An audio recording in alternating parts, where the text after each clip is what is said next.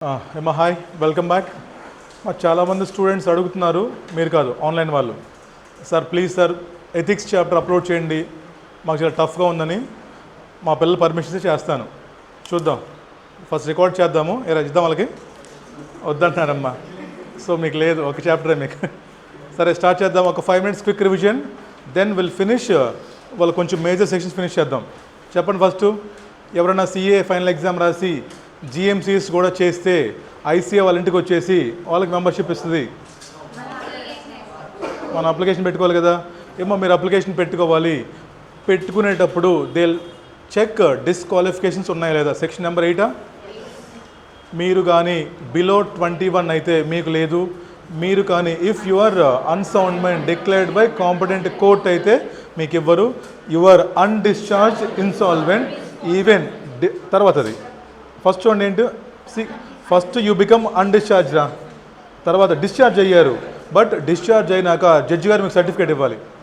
ఏమని, this is because of misfortune బాబు అని చెప్పి మీకు ఇవ్వాలి. దెన్ ఓన్లీ మీ ఎంటర్ చేస్తారు, లేదా ఎంటర్ చేయరు. తర్వాత యువర్ కన్విక్టెడా లేదంటే ఎలిగేషన్సా.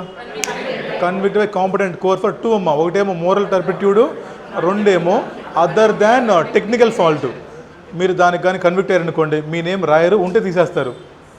కొత్త వాళ్ళని రాయరు, ఉంటే తీసేస్తారు. తర్వాత మీకు సెంట్రల్ గవర్నమెంట్ కానీ క్షమాభిక్ష పెట్టినా, లేదా మీ జైలు శిక్ష పూర్తయిపోయినా సరే మిమ్మల్ని మళ్ళీ ఎంటర్ చేయొచ్చు.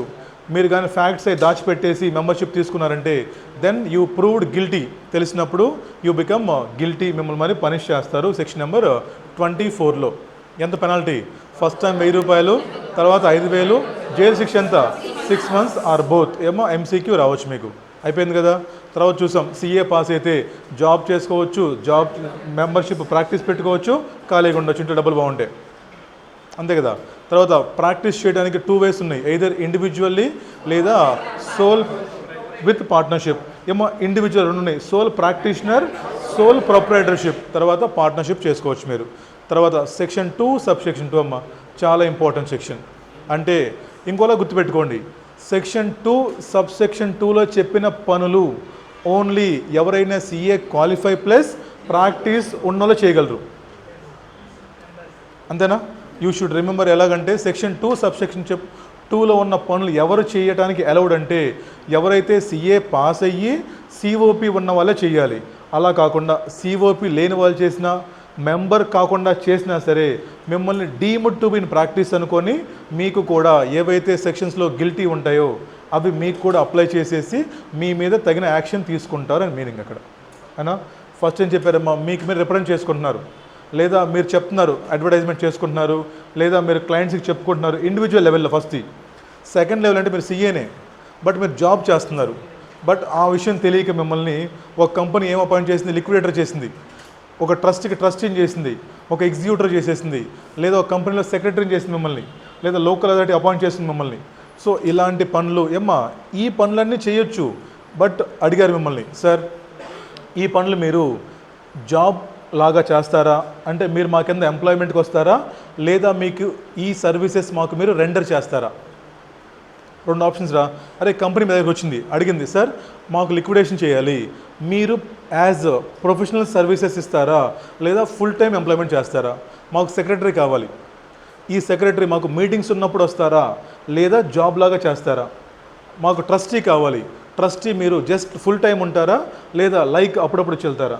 మీరు జాబ్ కోసం వెళ్ళారనుకోండి గొడవలేదు, మీరు జాబ్ చేసుకోండి.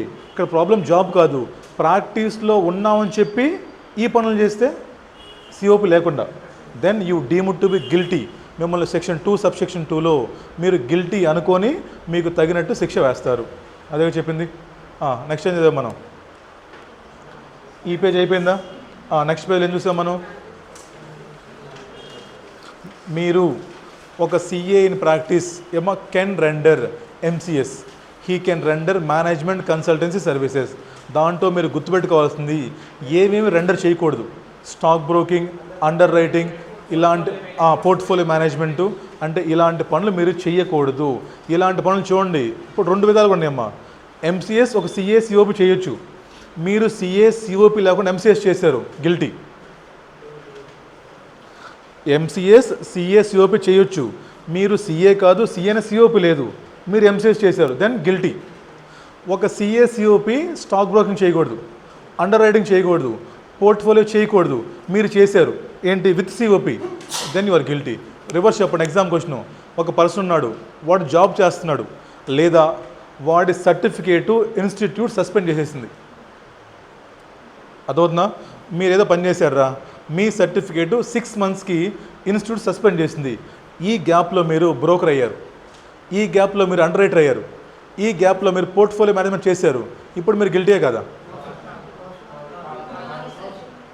గిల్టే కదా? కాదు. ఎందుకంటే ఈ పనులు ఎవరు చేయకూడదు? సిఓపి ఉన్నోడు చేయకూడదు. సో ఇప్పుడు ఈ పనులు మీరు చేసుకోవచ్చు. అర్థమైందా? ఎగ్జామ్ క్వశ్చన్ ఇది. అప్పుడు మనం ఏం థింక్ చేస్తాం, ఇది చేయకూడదు కదా, చేసేసాడు, అలా థింక్ చేయమాకండి. సిఓపి ఉన్నప్పుడు చేస్తే గిల్టీ, లేనప్పుడు చేస్తే గిల్టీ కాదు. You can do anything. ఏమో చూడండి, సింపుల్ గుర్తుపెట్టుకోండి. సిఓపి ఉన్న వాళ్ళు 3 చేయొచ్చురా: taxation, auditing and MCS, broadly speaking. అంతేనా? You can do taxation services, తర్వాత ఎంసీఎస్ చేయొచ్చు, ఆడిట్ సర్వీస్ చేయొచ్చు. ఈ 3 సర్వీసెస్ ఓన్లీ 2 సబ్సెక్షన్ 2లో చేయాలంతే. ఇవి కాకుండా మీరు ఏమైనా చేసుకోవచ్చు సిఓపి లేకుండా. అవునా? కొన్నిటికి పర్మిషన్ కావాలి, but stock broking no permission, brokerage no permission, underwriting no permission. ఈ క్వశ్చన్ అర్థమైందా? ఎగ్జామ్ క్వశ్చన్ ఏంటంటే, పలానా సో సీఏ ఉన్నాడు, he proved guilty for some case, అతని మెంబర్షిప్ 6 months సస్పెండ్ చేసేసారు. ఈ 6 monthsలో కానీ, చూడండి, ఈ 6 monthsలో కానీ if he undertakes any taxation, auditing, MCS, then he is guilty. అవునా? ఈ 6 months గ్యాప్లో కానీ if he undertakes taxation services, audit services, MCS, then గిల్టీయే కదా. ఈ 3 కాకుండా వీడు కానీ బతకడం కోసం రా టీచింగ్ చేసుకున్నారు, చేసుకోవచ్చుగా. నీ సిఓపి లాగేసుకున్నారా, మరి ఇంట్లో పిల్లలకి ఫుడ్ ఏం పెడతావు? టీచింగ్ చేసుకోవచ్చుగా, ఇన్సూరెన్స్ కమిషన్ అవ్వచ్చుగా, నువ్వు బ్రోకర్ అవ్వచ్చుగా, స్టాక్ బ్రోకింగ్ చేసుకోవచ్చు కదా, పోర్ట్ఫోలియో, అండర్ రైటింగు ఇవి నువ్వు చేసుకోవచ్చు. సో గుర్తుపెట్టుకోండి, మెంబర్షిప్ సస్పెండ్ చేసినప్పుడు only 3: audit, taxation and MCS. ఈ 3 చేస్తేనే గిల్టీ, లేకపోతే మీకు డీమింగ్ ప్రొవిజన్ రాదు కదా. సో క్వశ్చన్ డిఫరెంట్గా వస్తుంది, అర్థం చేసుకోవాలి. అర్థమైందా? క్వశ్చన్లో ఏమిచ్చాడు, ఏ సర్వీస్ చేస్తున్నాడు, మెంబర్షిప్ ఉందా లేదా. క్లియరా? వెళ్దాం నెక్స్ట్. రైట్, మనంతగా చేసింది మనం ఏమో. నెక్స్ట్ వెళ్దాం. చూడండి, ఇంకా తీసుకోండి మెటీరియల్. చాలా చాలా ఇంపార్టెంట్ అమ్మా, కేస్ స్టడీస్ వస్తాయి ఏమో. ఈ గైడెన్స్ ఫర్ కార్పొరేట్ ఫార్మ్స్ తర్వాత చూద్దాం. ఎప్పుడైతే మనం షెడ్యూల్స్ మొత్తం ఫినిష్ చేసామో అప్పుడే మనకు అర్థమైద్ది. తర్వాత రండి, పేజ్ నెంబర్ 2.4 రండి అమ్మా. క్వశ్చన్ చూడండి, ఇచ్చాడు. A practicing chartered accountant agreed to select and recruit personnel, conduct training programs and work studies for and on behalf of client. చేయొచ్చా మీరు? అమ్మా, మీరు ఒక సిఏ ఇన్ సిఓపి, మీ క్లయింట్ ఏం చెప్పాడంటే, సార్ మేము కొత్తగా రిక్రూట్ చేసుకుంటున్నాం సార్, అది ఎంప్లాయీస్ అవ్వచ్చు, ఆర్టికల్స్ అవ్వచ్చు, వారైనా అవ్వచ్చు. మిమ్మల్ని ఏమడిగాడు సార్, ప్లీజ్ మీరు సింపుల్గా ఒక ఇంటర్వ్యూ చేయమని అడిగాడు. మా వినోద్ గుప్తా సార్ ఐడియా ఉందాం, ఢిల్లీ మా గురువు గారు, ఆయన సిఓపి. ఆయన ఏం చేస్తారంటేనమ్మా, ఫర్ ఎగ్జాంపుల్ పెద్ద పెద్ద ఫర్మ్స్ ఉన్నాయి అనుకోండి, companies, if they want to recruit for taxation position, taxation డిపార్ట్మెంట్లో if they want to recruit some persons, వాళ్ళ దగ్గరికి వస్తారు, సార్ ప్లీజ్ మీరు వచ్చి కొంచెం ఇంటర్వ్యూ చేసి పెట్టండి, మాకు సెలెక్ట్ చేసి పెట్టండి, బికాజ్ మీకు తెలుసు కాబట్టి, నాలెడ్జ్ మీకు ఉంది కాబట్టి, క్యాండిడేట్కి ఏ వర్త్ ఉంటే తీసుకోవచ్చు ఆయనకు బాగా తెలుసు కదా, because he is in taxation field కాబట్టి. ఆయన టీచరు ప్లస్ సిఓపి ప్రాక్టీస్ ఆయనకి. సో సిఓపి ఉన్నప్పటికి కూడా he can perform training services, లేదా ఏంటమ్మా recruitment services for his client. This is allowed by ఎంసీఎస్లో, అలౌడ్ ఇది. ఏం రాస్తారు? So not a guilty, he can render these services to his clients, not a guilty. Clear అమ్మా? Right. ఆ example గుర్తుపెట్టుకోండి. ఓ మా సార్ ఇలా ఉన్నాడు, ఈయన వెళ్తాడు, రిక్రూట్ చేస్తాడు, సో నో ప్రాబ్లం. ఓకేనా? నెక్స్ట్ వెళ్దాం. ఇంకా మళ్ళీ నెక్స్ట్ ఇంకా క్లాస్ ఆఫ్ మెంబర్స్, సెక్షన్ 5 చూస్తుంటారు మీరు. ఏంటది, ఏమని రాస్తారు బయట? ఏసీఏ, ఎఫ్సీఏనా, అసోసియేట్, ఫెలోనా? ఏమో జనరల్లీ ఎవరైతే పాస్ అయిపోయారో, ఎవరైతే మెంబర్షిప్కి అప్లై చేశారో, ఎవరైతే డిస్క్వాలిఫైడ్ కాదో, ఎవరి పేరైతే మెంబర్షిప్ రిజిస్టర్లో ఎంటర్ అయిపోయిందో, immediately he become ACA, associate chartered accountant. అదేనా first. Next, when he become FCA మీకు తెలుసు. ఏం చేయాలి 5 years? 5 years ఏం చేయాలి? పెళ్లి చేసుకుని పిల్లలు ఏం చేయాలి 5 years అంటే 5 years వాడు కంటిన్యూస్గా ప్రాక్టీస్లో ఉండాలి, అంతేనా? కంటిన్యూస్గా ఇండియాలో అది కూడా ఏమో కంటిన్యూస్గా మీరు ఇండియాలో 5 years ప్రాక్టీస్లో ఉంటే దెన్ యూ బికమ్ FCA. ఇది జనరల్ క్లాస్. కొత్తోని ఏసీ అంటాము, పాతోని FC అంటాం, అందరికి తెలిసిందే. ఏమో కొన్నిసార్లు మీకు CA క్వాలిఫైడ్, మీరు మీ నేమ్ ఎంటర్ చేసే రిజిస్టర్లో కూడా, but you are not in practice, you are not in regular practice. అలాంటప్పుడు కూడా కొన్నిసార్లు 5 years మీరు వేరే పని చేసినా కూడా మిమ్మల్ని ఇన్స్టిట్యూటు FCA కింద రికగ్నైజ్ చేస్తాయి. ఎప్పుడంటే కింద చెప్పినప్పుడు చూడండి లిస్టు. అమ్మ, being in government services or being employed in educational institutions approved by the council or being employed in private or government industrial commercial training. ఇవన్నీ కాదు, లాస్ట్కి రండి, లాస్ట్ లైన్కి రండి అమ్మా. Not less than 5 years any 1 or more carrying duties relating to, అది important అమ్మా. మీరు జాబ్ చెయ్యాలి, గవర్నమెంట్ సెక్టర్ అవ్వచ్చు. ఏమా ఫస్ట్ పాయింట్లో లాస్ట్ లైన్కి రండి, పోస్ట్ క్యారింగ్ డ్యూటీస్ దగ్గర అండర్లైన్ చేసుకున్నది. Post carrying duties relating to ఏమా పేజ్ నెంబర్ 2.4 మౌనిక ఎక్కడున్నావు? 2.4లో ఫస్ట్ పాయింట్ ఉందా? లాస్ట్ లైన్కి చూడు, లాస్ట్ బట్ 1 లైన్కి post carrying works relating to accounts, costing, audit, finance, taxation, కంపెనీల సెక్రటరీ వర్క్. మీరు కానీ ఎక్కడ జాబ్ చేస్తుంటే, మీరు ఈ సర్వీసెస్లో ఉంటే, స్టిల్ మీరు అప్లికేషన్ పెట్టుకుంటే ఇన్స్టిట్యూట్ మిమ్మల్ని కన్సిడర్ చేయొచ్చు. నాట్ మ్యాండేటరీయా? మీరు ఇన్స్టిట్యూట్ని అడుక్కుంటే, so institute might consider even you are in job. But ఏ జాబ్ చేయాలి మీరు? Must related to tax. మన గారు ఇంకా టాక్సేషను, ఆడిటింగు, ఫైనాన్సు ఇలాంటి పనులు చేస్తుంటే కానీ మిమ్మల్ని ఇన్స్టిట్యూటు 5 years జాబ్ మళ్ళీ కంటిన్యూస్గా, నాట్ లెస్ దాన్ 5 years. ఇక్కడ మా క్లారిఫికేషన్ లేదు. నాకు వచ్చిన డౌట్ ఏంటంటే 5 years సేమ్ కంపెనీయా, కంపెనీస్ మారొచ్చా?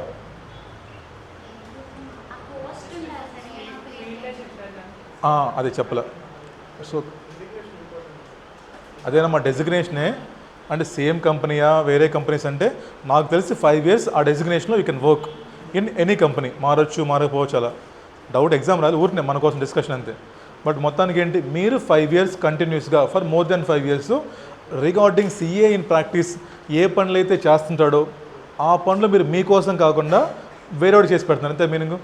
అలా మీరు చేసి పెట్టారనుకోండి, then also you become FCA if council permits. ఆటోమేటిక్గా అయిపోతారా?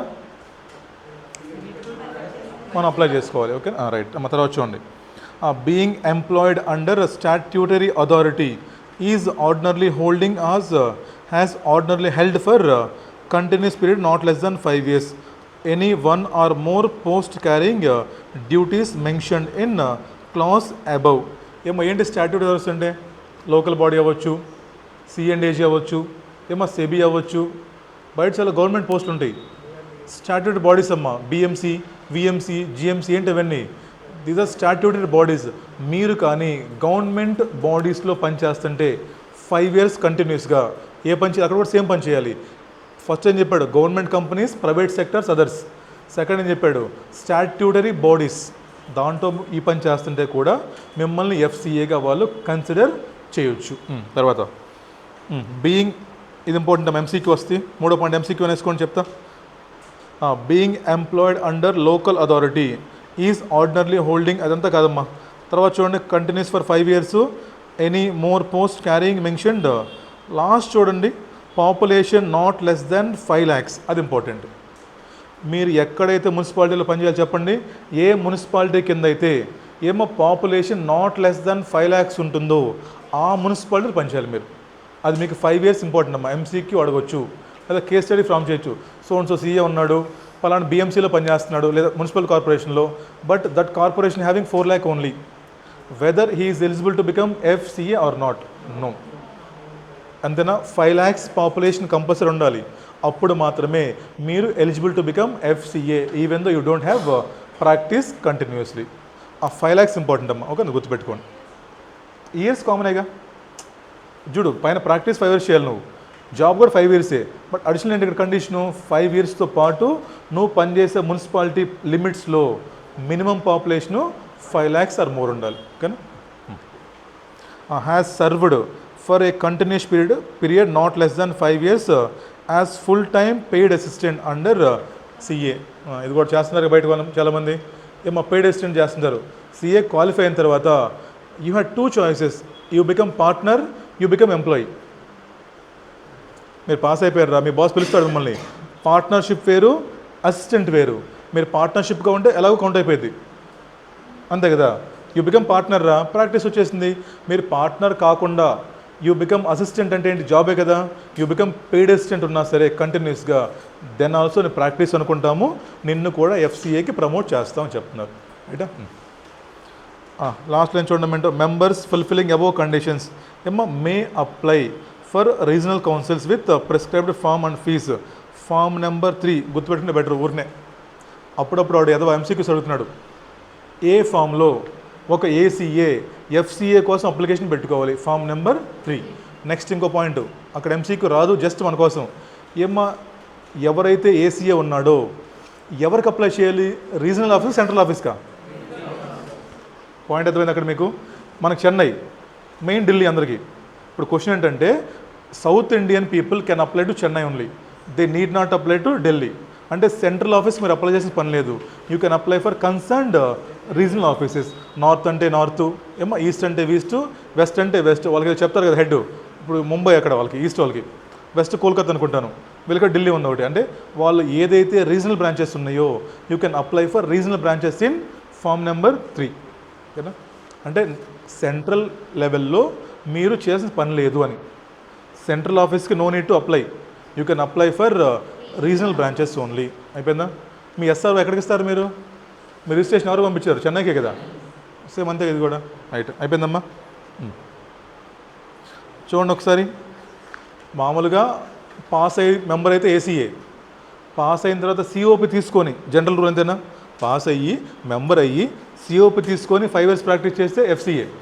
నువ్వు పాస్ అయ్యావు, మెంబర్ అయ్యావు, బట్ నువ్వు సిఓపి తీసుకోవాలా, but still you can become FCA. ఈ ఫాలోయింగ్ పనులు చేస్తే ఏమో ఫస్ట్ గవర్నమెంట్ ప్రైవేట్ సెక్టర్లో 5 years జాబ్ చేయాలి, స్టాట్యూటరీ బాడీస్లో 5 years జాబ్ చేయాలి. తర్వాత ఏంటమ్మా local authority having population of more than 5 lakhsలో నువ్వు జాబ్ చేయాలి. ఎవరన్నా సిఏ కింద నువ్వు పెయిడ్ అసిస్టెంట్గా 5 years పనిచేసినా కూడా నిన్ను ఎఫ్సిఏ అంటారు. నువ్వు అప్లికేషన్ పెట్టుకోవాలి in form number 3 to regional offices, not to central offices. క్లియరా? ఎల్లో నెక్స్ట్.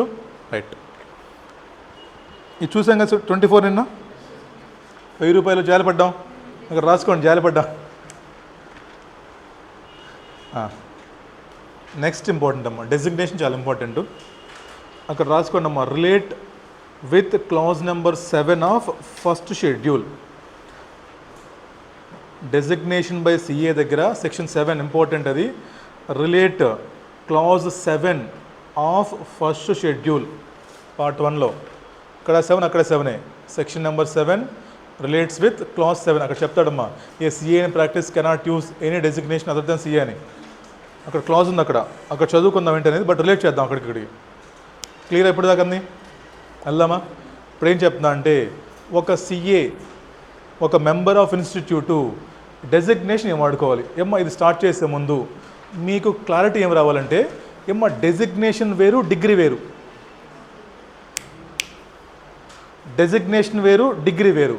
ఏమో మన ICI member designation means only chartered accountant.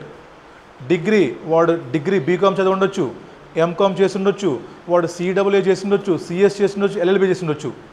ఇప్పుడు ఇక్కడ మన 2 rules ఉన్నాయి. నువ్వు డెసిగ్నేషన్ ఏం వాడాలి, డిగ్రీ ఏం వాడాలి, 2 మిక్స్ చేయమాకండి. క్లియరా? డిగ్రీ వేరే, డెసిగ్నేషన్ వేరే. బ్లైండ్ రూల్, ఒక సిఏ, ఒక ఐసీఐ మెంబర్ ప్రాక్టీస్లో ఉంటే వాడు చార్టర్డ్ అకౌంటెంట్ అని తప్ప he cannot use any other designation. Even though వాడేంటి, వాడు సిఎస్, వాడు సిఎంఏ, వాడైతే లాయరు, వాడికి చాలా ఉన్నాయి, but you cannot use any designation other than chartered accountant. అది తప్ప ఏమడకూడదు. మరి డిగ్రీ పరిస్థితి చెప్పండి. మీరు చూస్తున్నారు బయట ప్రాక్టికల్గా. ఏమో మీ బాస్ విజిటింగ్ కార్డు ఉందనుకుంటారా, పలానా సిఏ సోన్సో కింద ఎంకామ్, ఏసీఏ లేదా ఎఫ్సిఏ వాడు బోల్ రాసుకుంటాడు. ఇంకా ఎంకామ్, ఎంబీఏ, ఏసీఏ రాసుకున్నారు చూసారా. అంటే డిగ్రీ మీరు ఏమైనా రాసుకోవచ్చు. అర్థమవుతుందా? ఏమో ఒక విజిటింగ్ కార్డులో మీరు చూస్తున్నారు బయట, ఒక విజిటింగ్ కార్డులో you can write any degree. పలానా సిఏ ఏమో మౌనిక అని పేరు వేద్దాం, సిఏ మౌనిక, తర్వాత ఇక్కడ ఏమో ఇక్కడ మీరు కావాలంటే బీకామ్ రాసుకోవచ్చు, ఎంకామ్ రాసుకోవచ్చు, ఎల్ఎల్బి రాసుకోవచ్చు. ఏమో చాతుర్యం ఏమన్నా నువ్వు ఇప్పుడు నీకు ఉన్నాయి కదమ్మా చాలా. ఏమ్మా కాదమ్మా, షీ హ్యాడ్ ఎల్ఎల్బి కదా, సిఏ చాతుర్య పాస్ అయిపోయింది. అమ్మా షీ కెన్ రైట్ ఎంకామ్ ఉంటే MCom, LLB she can write CMA కదా నువ్వు మళ్ళీ సిఎంఏ. ఇక్కడ నువ్వు సిఏ అని రాస్తావు, బట్ కింద నువ్వు వచ్చినప్పుడు you should write only chartered accountant. ఇక్కడ నువ్వు మళ్ళీ లాయర్ అని కానివ్వండి, కాస్ట్ అకౌంటెంట్ అని రాయకూడదు ఇక్కడ. ఇది డిగ్రీ అమ్మ, ఇది డిగ్రీస్ ఏమైనా మీరు రాసుకోవచ్చు, షార్ట్ ఫామ్ మళ్ళీ. అర్థమైందా? A CA in practice can use any degree. Like చూడండి ఏమ్మా సిఏ ఎంకామ్, ఇక్కడ ఇంకో పాయింట్ చూడండి మళ్ళీ. అమ్మా సిఏ పలానా చూసాం, ఇక్కడ నువ్వు ఇలా రాయకూడదురా, సిఏ బ్రాకెట్ సిఎంఏ బ్రాకెట్ ఇలా రాయకూడదు. అర్థమైందా మీకు? You cannot highlight. మీరు ప్లెయిన్గా జస్ట్ సింపుల్ అమ్మ. మోస్ట్లీ బీకామ్ చేస్తారు మీరు అందరూ ఆ మాస్టర్ మైండ్స్లో. బీకామ్ బ్యాచా? తర్వాత మహా అయితే మీరేంటి ఏసీఏ, ఇంకా ఏమైనా ఎంబీఏ ఇలా రాసుకోవచ్చుగా. మీరు ఎవరైనా ఎల్ఎల్బి చేస్తారా మిడిల్లో, ఎల్ఎల్బి రాసుకోవచ్చు. అంటే డిగ్రీకి ఎటువంటి రెస్ట్రిక్షన్స్ లేవు డిగ్రీకి. ఫస్ట్ డిగ్రీ చూద్దాం, next will go for designation. డెసిగ్నేషన్లో మెంబర్స్ ఇన్ ప్రాక్టీస్ అయితే ఏంటి, సర్వీస్ అయితే ఏంటి, క్లియరా? సో ఫస్ట్ మనం డిగ్రీ చూద్దాం. రండి రెండమ్మ అక్కడ. ఫోర్త్ పాయింట్ రండి, డిగ్రీకి రండి. Degree, nothing contained in this section shall prohibit any such person from adding any other description or letters in his name. ఏమో ఓన్లీ డిస్క్రిప్షనే. ఇక్కడ మీరు ఇంత పెద్ద విజిటింగ్ కార్డ్ ఏం చేసేసి ఇక్కడ రాయకూడదు. ఫస్ట్ ఎంకామ్ అంటే ఫుల్ ఫాము, బీకామ్ అంటే full form, CMA full form, LL full form రాయకూడదు. మీ టార్గెట్ ఏంటి? జస్ట్ మీకు ఆ ఇన్స్టిట్యూట్ మెంబర్ అని రిప్రజెంట్ చేయాలంటే మనకి ఎలాగో సిఏ 2 లెటర్స్, అలాగే మీకు ఏంటమ్మా సిఎస్ అని 2 లెటర్సే కదా. You cannot mention company secretary. You have to write only those letters which are sufficient to represent you. You are a member of that body. అర్థమవుతున్న పాయింట్ మీకు? లెటర్సే, మొత్తం రాయకూడదు. చదవండి ఇంకా.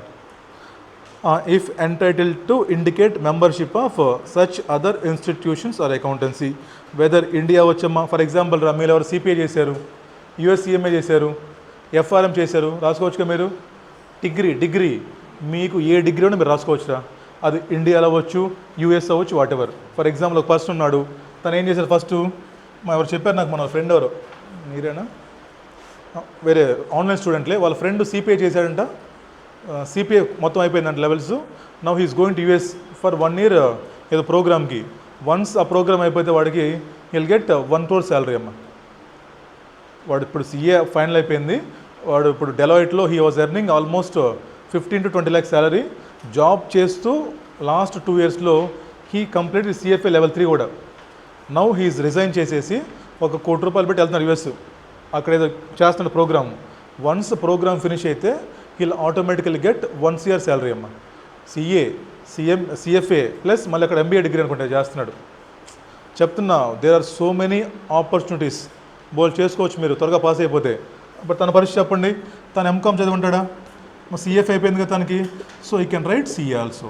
అంటే ఇండియన్ డిగ్రీ రాసుకోవచ్చు, ఇండియన్ డిగ్రీ సిఎంఏ రాసుకోవచ్చు, మీరు అమెరికా డిగ్రీ సిఎఫ్ఏ రాసుకోవచ్చు, లేదా యూఎస్ సిఎంఏ చేశారు మీరు, లేదా ఎఫ్ఆర్ఎం చేశారు.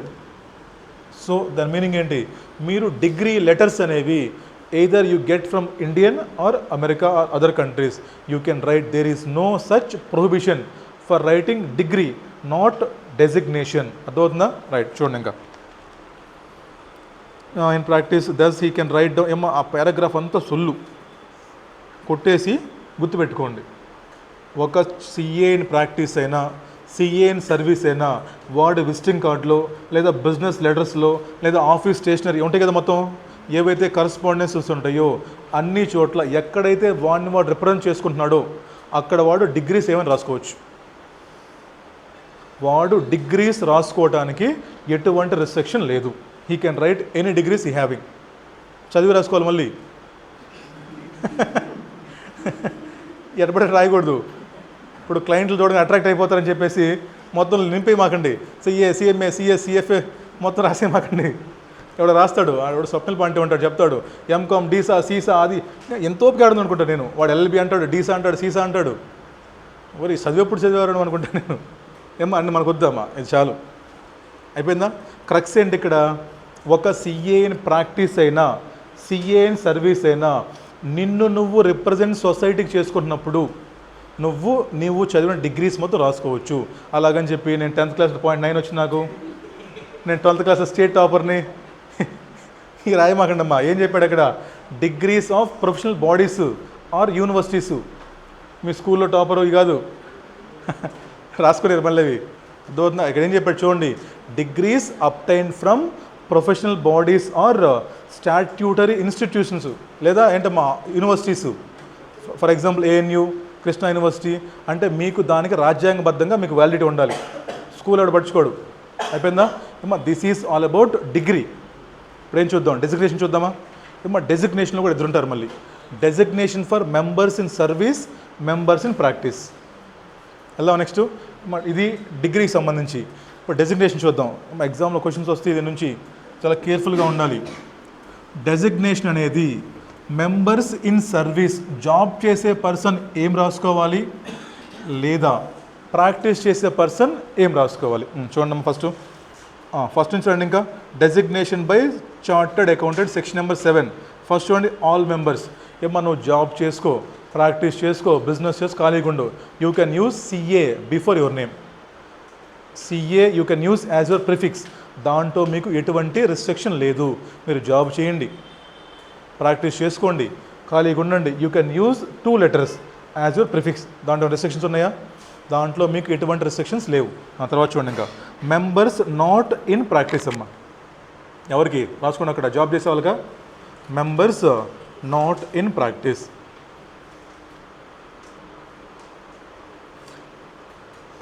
మెంబర్స్ ఇది కొంచెం నెగిటివ్ వేలో చెప్తాడు చూడండి. If they don't want to use designation of chartered accountant, they can use any other expression. For example మా మాదేశ్ ఉన్నాడు, ఇప్పుడు రేపు పాస్ అయిన తర్వాత జాబ్ జాయిన్ అయ్యాడు ఎక్కడో, సమ్ ఐటీస్ ఎక్కడో చోట జాబ్ జాయిన్ అయ్యాడు. ఇప్పుడు అడుగున్న ఆప్షన్స్ ఏంటి? హీ కెన్ రైట్ అమ్మా, విజిటింగ్ కార్డ్ వేయించాడు మనోడు, సిఏ మాదేశ్ కుమార్ రాసుకోవచ్చుగా మేము. దీంట్లో రెస్ట్రిక్షన్స్ ఉన్నాయా? లేదేమో. ఫర్ ఎగ్జాంపుల్ వాడు ఎంకాము ఏసీఏనా ఫస్ట్, ఇప్పుడు ఏసీఏ కదా. ఇప్పుడు ఏమంటున్నాడంటే, బాబు నీకు కావాలనుకుంటే you can use designation of chartered accountant. చూడండి అక్కడ నెగిటివ్గా చెప్పాడు. నువ్వు కావాలనుకుంటే you can happily use chartered accountant, ఇది visiting card. If you don't want to use as chartered accountant అమ్మ, then he can use any other designation. For example వాడు ఐటీసీలో మేనేజరు, అకౌంట్స్ మేనేజరు, లేదా అక్కడ వాడు హెచ్ఆర్, లేదా అక్కడ వాడికి ఏదో పోస్ట్ ఉందిరా, సమ్ సిఎఫ్ అవ్వచ్చు, సిఎఫ్ అవ్వచ్చు, some he's at some level, he want represent that post. అప్పుడు ఏమంటాడు? యూ కెన్ రైట్ అప్పుడు CA Madesh Kumar, MCom ACA, ఎక్కడేం రాయాలి ఇప్పుడు?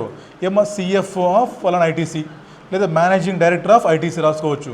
దీంతో పాటు you cannot use chartered accountant again. ఇది ఇంపార్టెంట్ ఇక్కడ. If you don't want use chartered accountant, you can use other, but అదర్స్తో పాటు you cannot use chartered accountant. క్లియరా? ఇది జాబ్ చేసే వాళ్ళకి.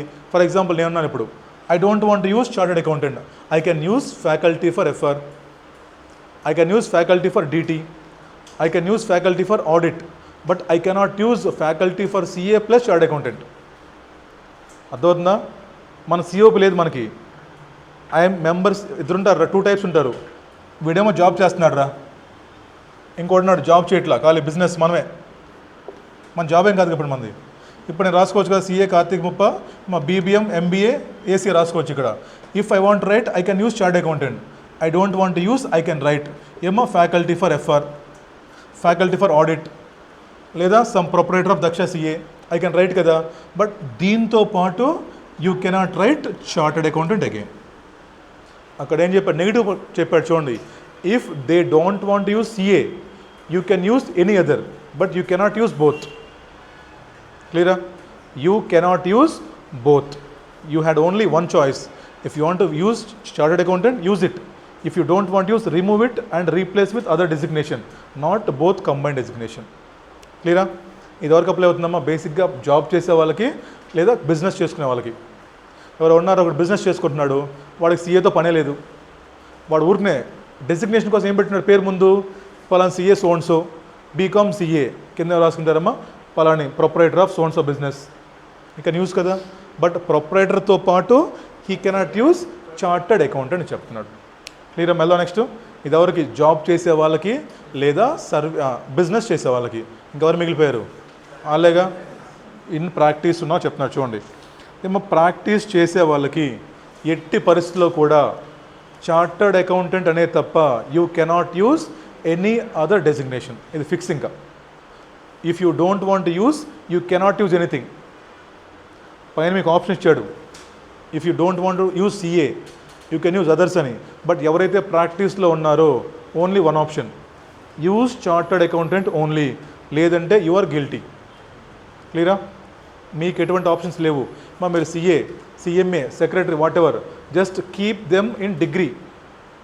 ఒక 2 కాలమ్స్ ఉంటాయమ్మా. కాలం నెంబర్ 1 డిగ్రీ కాలమా, ఇదే డిగ్రీ అనేది. ఇక్కడ మీ ఇష్టం, మీ ఓపిక, చచ్చేవారు చదువుకోండి, రాసుకోండి, ఎవడాపేవాళ్ళు మిమ్మల్ని, మీ ఇష్టం కదా, ఏమని రాసుకోండి. బట్ ఇక్కడ ఓన్లీ నువ్వు ఎన్ని నీకున్నా sir degrees, you had write only chartered accountant. క్లియరా? మరి దీన్ని చూడండి, పలానా పర్సన్ రా, వాడికి ఎలాగని చెప్పుకోవచ్చు, పలానా కొడుకు అని చెప్పుకోవచ్చు, వాళ్ళ అమ్మ కొడుకు అని చెప్పొచ్చు, ఆ పిల్ల అమ్మోడు అని చెప్పొచ్చు, ఆ పిల్ల ఫాదర్ అని చెప్పొచ్చు, లేదా మల్లుడు అని చెప్పొచ్చు, అని చెప్పుకోవచ్చు. బట్ సన్ ఆఫ్ అంటే మన ఫాదర్ పేరే రాసుకోవాలి మనం. సో ఐసీఐ కూడా మనకి ఎలాంటిది, అదే కదా మనకు ఫుడ్ పెట్టేది మరి. సో ఐసీఐ కూడా మనకు అంతే. సో నువ్వు సిఏ పేరు చెప్పుకొని ప్రాక్టీస్ చేసుకుంటూ నువ్వు నన్ను రిప్రజెంట్ చేయకపోతే ఎలా చెప్పు? నువ్వు చిన్నప్పటి నుంచి తండ్రి పేరు చెప్పుకుని పెరిగావు, నీకు పెద్ద నామోషిస్తే ఎలా చెప్పు? నీకు నువ్వు సిఎఫ్ఏ చదువుకున్నావు, డిగ్రీ జస్ట్ అంతే, నీకు మంచి పెళ్ళం వచ్చింది కట్నం ఇచ్చి, అలాగే మీ నాన్న మార్చేయలేవుగా నువ్వు.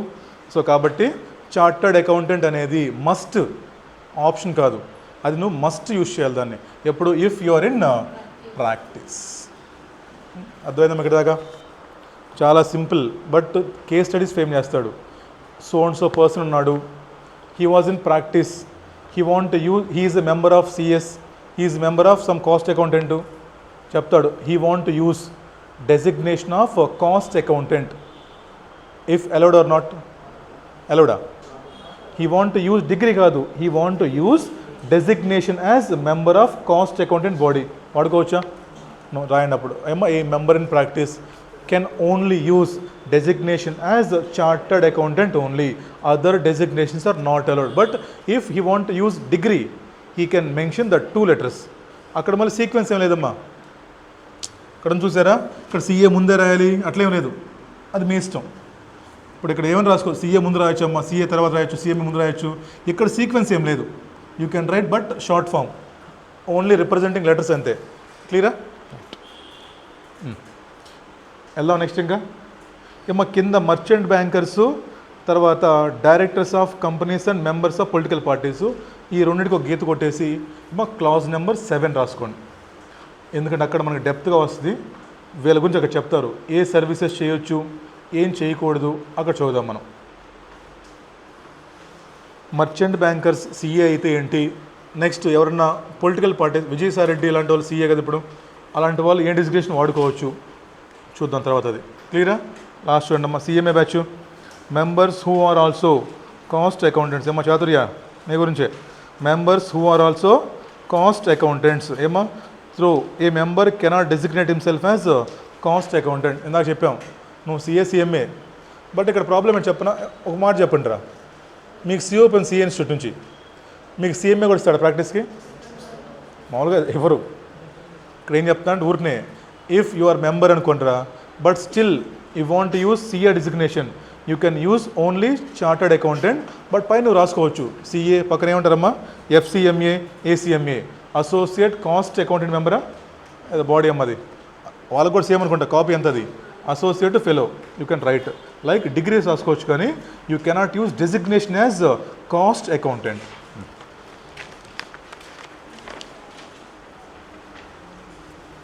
తర్వాత చూడండి అమ్మా, permissions to mentioned qualifications of certain institutions. ఇది చాలా సింపుల్ అమ్మా. ఈ మధ్య మీరు ఐసీఐని చూసినట్లయితే we have MOU with IGNOU, we had MOU with some Australia university. మీకు చెప్తున్నాడు చూడండి సార్, యూనివర్సిటీ తోటి సింగపూర్తో చేస్తున్నాడు. అంటే ఏంటి, మన ఐసీఐకి ఎవరితో అయితే అండర్స్టాండింగ్ ఉందో.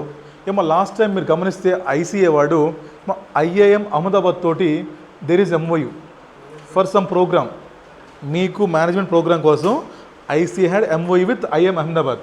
ఇప్పుడు మీరు వెళ్ళారా, మీరు ఈ ప్రోగ్రాంలో భాగంగా ఎంబీఏ అక్కడ చేశారు, వెళ్ళి you got degree from IIM. ఇప్పుడు ఏమంటున్నాడంటే మీరు ఆ డిగ్రీ రాసుకోవచ్చు అంటున్నాడు. రాసుకోవచ్చు, పైన చెప్పారు రాసుకోమని, బట్ ఇది ఊరినే చెప్పారమ్మా. చూడండి మరి పైన చెప్పారు కదా మీకు, if you had any qualifications from any institutions you can use కదా, either IC had MOU or not. ఇబ్బంది ఉంది మీకు, సింపుల్ పాయింట్ అమ్మా, అది అవసరం లేదు. ఓకేనా. నెక్స్ట్ ఇంపార్టెంట్ అమ్మా, ఆ పాయింట్ చదువుకోండి కావాలి. D point, the members are permitted to mention membership of foreign institute accountancy which has been recognized by council through memorandum of understanding or MRA. మా పైన డిగ్రీ గురించి చెప్పాడు. ఇక్కడ ఏం చెప్తున్నా అంటే if you had some degree from foreign country, మనకి ఐసీఏకి ఎలాగైతే మెంబర్షిప్ నెంబర్ ఉంటుందో అలాగే ఆ ఫారెన్ ఇన్స్టిట్యూషన్స్ కానీ ఏమన్నా మెంబర్షిప్ నెంబర్ ఇస్తే దాన్ని నువ్వు చెప్పుకోవచ్చు అంటున్నారు. You can represent that I'm also member of so and so foreign institute అని. రైటా. ఎలా నెక్స్ట్ ఇంపార్టెంట్ అమ్మా, ఇది కూడా నీకే చాతుర్య, ఎల్ఎల్బి బ్యాచ్కి. Members in practice who are having practising rights from more than one institutions. మొన్న ఈ మధ్య చంద్రబాబు నాయుడు కేసు జరిగినప్పుడు మా హరీష్ సాల్వే నాకు లాయర్ వచ్చాడు, రెండే పేరు. మన చంద్రబాబు గారు కేసు హైకోర్టులో సుప్రీంకోర్టులో వాదిస్తున్నప్పుడమ్మా హరీష్ సాల్వే నాకు పేరు అని వింటారు మీరు. He's chartered accountant basically. తను సీఏ అమ్మ, Harish Salve CA, but he's also having ఏంటది ప్రాక్టీసింగ్ రైట్స్ ఫ్రమ్ ఎల్ఎల్బి నుంచి. అతన్ని తను లా బోర్డు నుంచి లాయరు. ఫస్ట్ తను ఒక సీఏ. ఇప్పుడు చెప్పండి ఏమో జనరల్ రూల్ ఏంటంటే either a person in India can practise only from one body. Either నువ్వు సీఏగా ప్రాక్టీస్ చేయొచ్చు, లేదా you can practise as LLB, లేదా you can practise as CS or CMA. అది జనరల్ రూలు. బట్ కొన్నిసార్లు ఉంటుంది, దాని గురించి చెప్తున్నారు చూడండి. ఎగ్జాంపుల్ హరీష్ సాల్వేనే. ఇప్పుడు ఏమంటున్నారు చూడండి ఒకసారి. A member who can have more than certificate of practice 1 subject to permission. ఏమో యూజువల్గా ఇవ్వరు మీకు, but if you have any specific permission then you might have it. ఓకేనా. ఇప్పుడు చూడండి ఇంకా, but 2 designations cannot be used simultaneously. అమ్మ నువ్వు ఏం చేసావు, విజిటింగ్ కార్డ్ ఏం చేయడు Harish Salve. He can use CA Harish Salve, no problem. కింద హీ కెన్ మెన్షన్ ఎల్ఎల్బి, ఇంకా ఉంటే దాని కోర్సెస్ ఏంటమ్మ తర్వాత ఎల్ఎల్బి తర్వాత ఎల్ఎల్ఎమ్, ఎల్ఎల్ఎం ఎఫ్సిఏ రాశాడు తను. బట్ కింద నువ్వు డెసిగ్నేషన్ వాడేటప్పుడు either you can use or lawyer అని రాసుకో, లేదా సిఏ అని రాసుకో. You cannot use both. చూడండి ఇంపార్టెంట్ ఇది. ఒక పర్సన్ ఉన్నాడు, ఎగ్జాంపుల్ ఆడే హరీష్ సాల్వే లాయరు. అందులో ఇప్పుడు ఏంటమ్మా మెంబర్ ఆఫ్ ఐసీఏ ఉన్నాడు, ప్లస్ తన మెంబర్ ఆఫ్ సమ్ లీగల్ బాడీయా లా బాడీ. ఇఫ్ ఒక పర్సన్ కానీ హ్యావింగ్ ఏమో COP from multiple institutions, example CA LLB మనకు అర్థం కావడానికి, లేదా ఎల్ఎల్ఎం. ఏమో తను నేమ్ ముందు ప్రిఫిక్స్కి ఏమన్నా అబ్జెక్షన్ ఉందా? తన నేమ్ ముందు ఇప్పుడు అది పెట్టుకోవట్లే అనుకోండి, అడిగే అవసరం చెప్పండి, బోల్డ్ ఫేమస్ అయిపోయాడు అక్కడ లాయర్గా. జనరల్గా చెప్తున్నాను. ఏమో తను ప్రిఫిక్స్ పెట్టుకోవడానికి ఏమైనా అడ్డంకి ఉందా? హీ కెన్ యూజ్ ప్రిఫిక్స్ అమ్మ, దాంట్లో ఎలాంటి ప్రాబ్లం లేదు. ఏమో సిఏ సమ్ హరీష్ సాల్వే. ఏమో తను ఎల్ఎల్బియా, ముందు ఎంకామ్ చేస్తుంటాడు మాక్సిమం, ఎంకామ్ ఎల్ఎల్బి ఎల్ఎల్ఎం తర్వాత ఎఫ్సిఏ కదా. ఇప్పుడు అది రాసుకోవచ్చుగా, నేను గొడవ ఉంది అక్కడ మీకు లేదు. ఇక్కడ ఏం చెప్తున్నాడంటే ఏమో నువ్వు ఒకేసారి you cannot use both chartered accountant and LLB. మొన్న ఫర్ ఎగ్జాంపుల్ రా, సిబిఎన్ కేసు వచ్చింది, వీళ్ళు వెళ్ళారు రిప్రజెంట్ కోసం. వీళ్ళు వెళ్ళినప్పుడు వీళ్ళకి విజిటింగ్ కార్డు ఇచ్చుంటాడు, వీళ్ళకి వాడు కార్డు ఇచ్చుంటాడు కదా, వీళ్ళకి ఇచ్చే కార్డు మీద రాస్తాడు చెప్పండి. జనరల్గా ఇప్పుడు మన చంద్రబాబు కేసులో వెళ్ళారా, లోకేష్ వెళ్ళాడు కలవడానికి. లోకేష్ వెళ్ళినప్పుడు విజిటింగ్ కార్డు ఇస్తారు మామూలుగా జనరల్గా. ఆ విజిటింగ్ కార్డు మీద ఏం రాస్తుంటారు? చార్టర్డ్ అకౌంటెంట్ లాయర్ అని రాస్తుంటాడా? లాయర్ ఫ్రమ్ సుప్రీంకోర్టు రాసుకుంటాడు. ఎందుకని? ఈ సర్కమ్స్టెన్సెస్లో because he want represent before court కాబట్టి. ఇక్కడ ఏం కావాలి వాడికి? సిఏ డిగ్రీ పనికిరాదు, ఇక్కడ ఓన్లీ వాడికి లా డిగ్రీ కావాలి కాబట్టి he can write like lawyer, he cannot use both. Next అమ్మ ఇది అయిపోయింది. ఇప్పుడు వాడు రిప్రజెంట్ చేయడానుకోండి, ఇంకోటి ఉన్నాడు మనలాంటి వాడు సింపుల్, వాడు లాయరు ప్లస్ సిఏ. ఒక క్లయింట్ వెళ్ళాడు రా, ఈ క్లయింట్ ఇప్పుడు ట్రిబ్యునల్ ముందు, మీకు ఐడియా ఉందా? ఏమో ఒక సిఏ సిఓపి ఉన్నవాడు up to tribunal he can represent. Up to tribunal అంటే ఏంటి? ట్రిబ్యునల్ అంటే ఏంటి? హైకోర్టు కింద a CA in practice cannot represent beyond tribunals. వాడు మీ క్లయింట్ని you can represent only up to tribunals only. So ఇప్పుడు మీకు వచ్చాడు client, you want to represent before ITAT CIT appeals రా, అక్కడ నువ్వు యూ కెన్ యూస్ సిఏగా. ఇప్పుడు నువ్వు you want represent before CIT appeals రా. ఈడెవడో క్లయింట్ వచ్చాడు నీకు, ఎవడు మీ క్లయింటే ఆడిట్ చేసేవాడికి, ఈడికి నువ్వేమిస్తావు చెప్పండి. మళ్ళీ సేమ్ సిఏ సోన్సో ఎంకామ్ ఎల్ఎల్బి మొత్తం రాసాం. ఇక్కడ నువ్వు ఏ రాసుకునే డెసిగ్నేషను చార్ట్ అకౌంటెంట్గా. ఏం చెప్తున్నారంటే ఇలాగా ఎవరన్నా ఒక పర్సన్ కానీ మల్టిపుల్ బాడీస్ నుంచి ప్రాక్టీసింగ్ రైట్స్ ఉంటే మీరు ఒకేసారి రెండు రాయకూడదు.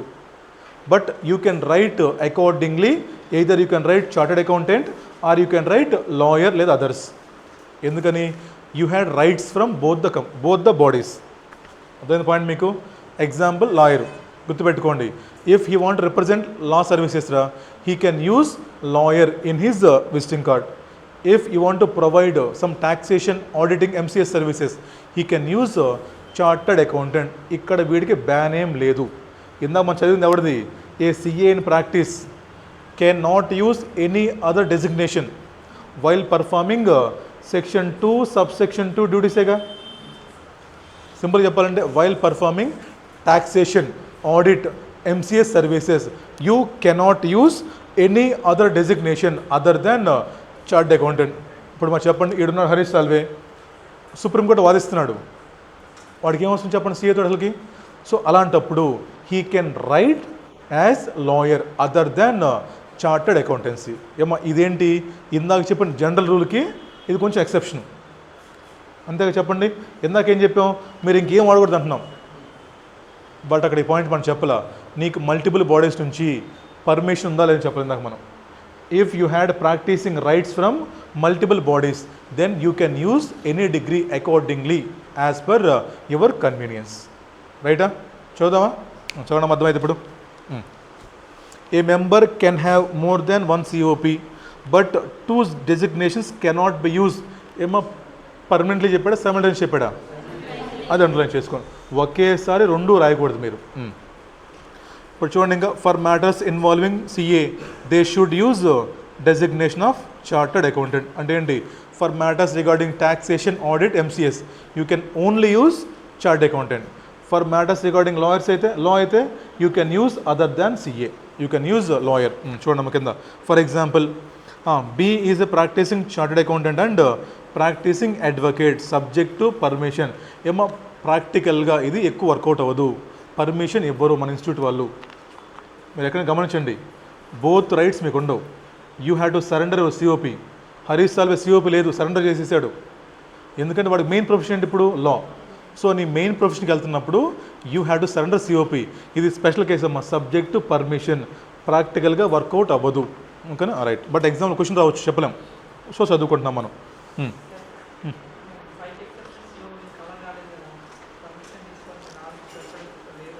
ఎక్కడ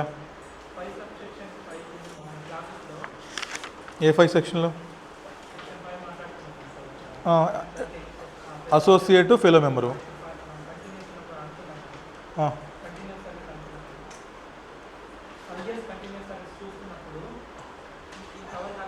అవును, అలాగే ఎందుకైంది నీకు. ఇప్పుడు హరీష్ సాల్వే ఉన్నాడు, సిఓపి తీసుకున్నాడు, వాడు ప్రాక్టీస్ చేయట్లా, బట్ కంటిన్యూస్గా ఉన్నాడు, మెంబర్షిప్ ఫీజు కడతాడు ఇన్స్టిట్యూట్కి. వాడు every year he'll pay membership fee కదా. అర్థమవుతున్న పాయింట్. ప్రాక్టీస్ అంటే మీనింగ్ ఏంటి, వర్క్ చేయాలని కాదు, మీరు ఇన్స్టిట్యూట్కి మెంబర్షిప్ ఫీజు కట్టాలని.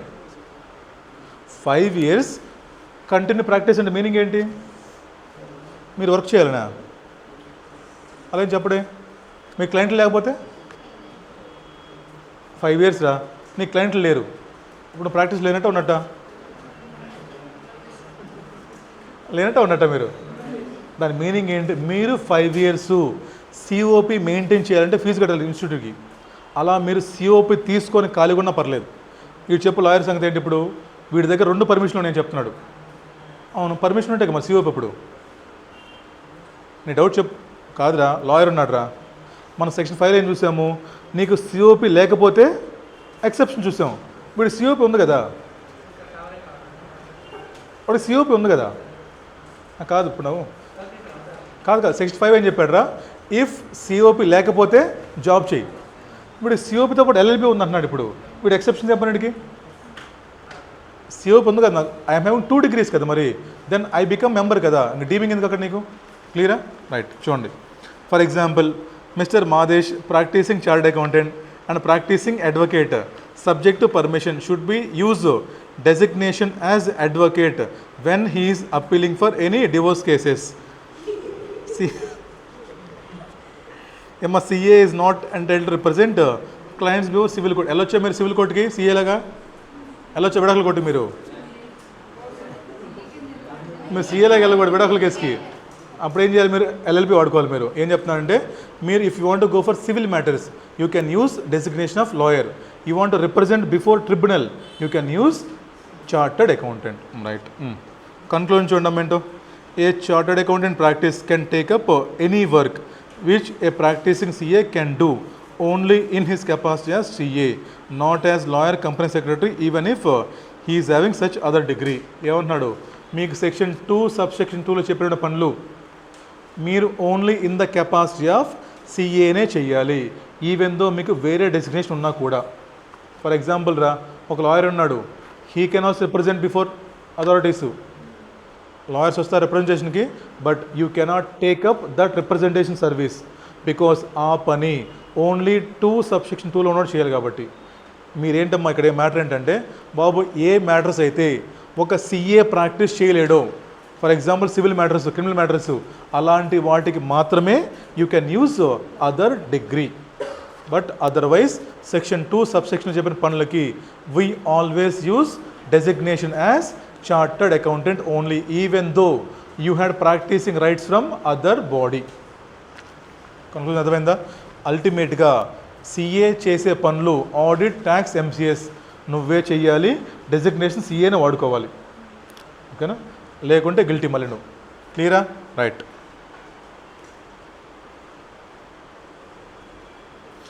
కింద చూడండి అమ్మా క్వశ్చను.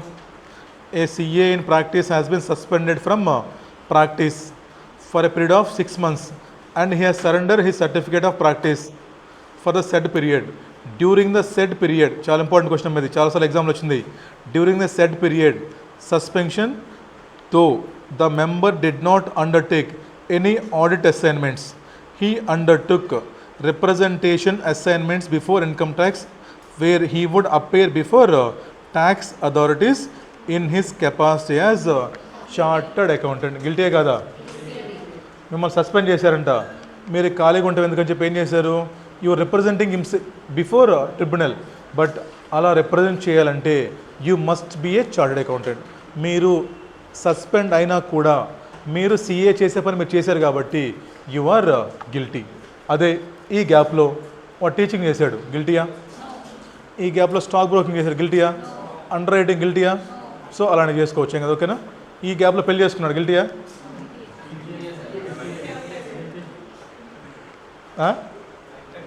లైఫ్ టైం గిల్టీయా? రైట్ అమ్మా, అర్థమైన పాయింట్లు చాలా ఇంపార్టెంట్ అమ్మా, చాలా ఈజీవి. క్లియరా?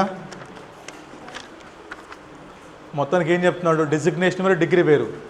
మీరు ఏ డిగ్రీ అయినా వాడుకోండి, మీరు డిగ్రీ యూజ్ చేయడానికి రెస్ట్రిక్షన్స్ లేవు. సిఏ, సిఎం, ఎంకామ్ మీ ఇష్టం, మీ ఓపిక. You can use any degree. అక్కడ మన రూల్ లేదమ్మా సిఏ ముందే పెట్టాలని. డిగ్రీస్ మీ ఇష్టానికి రాసుకోవచ్చమ్మా, సిఏ ముందే పెట్టాలి ఎండింగ్ అని రూల్ ఏం లేదు. You can write any order. But when it come to designation, if it is for practicing లేకుండా ఏమ్మా జాబ్ చేసే వాళ్ళు బిజినెస్ అనుకోండి, మీకు ఒక ఆప్షన్ ఇచ్చాడు. If you want use CA you can use, అక్కడ అలా చెప్పలా.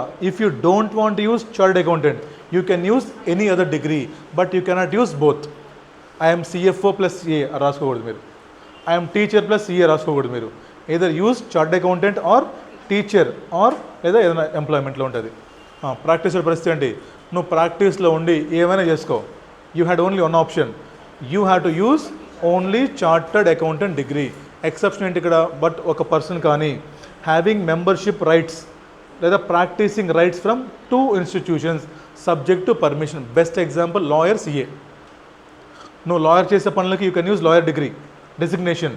సిఏ చేసే పనులకి you have to use only designation of CA only. క్లియరా? వెళ్దాం నెక్స్ట్. రైట్. ఏమ్మా ఈ ప్రొసీజర్ ఫర్ ఎంక్వైరీస్ ఉంది చూసారా, ఇది మొత్తం షెడ్యూల్ చేసే అర్థం కాదు మీకు.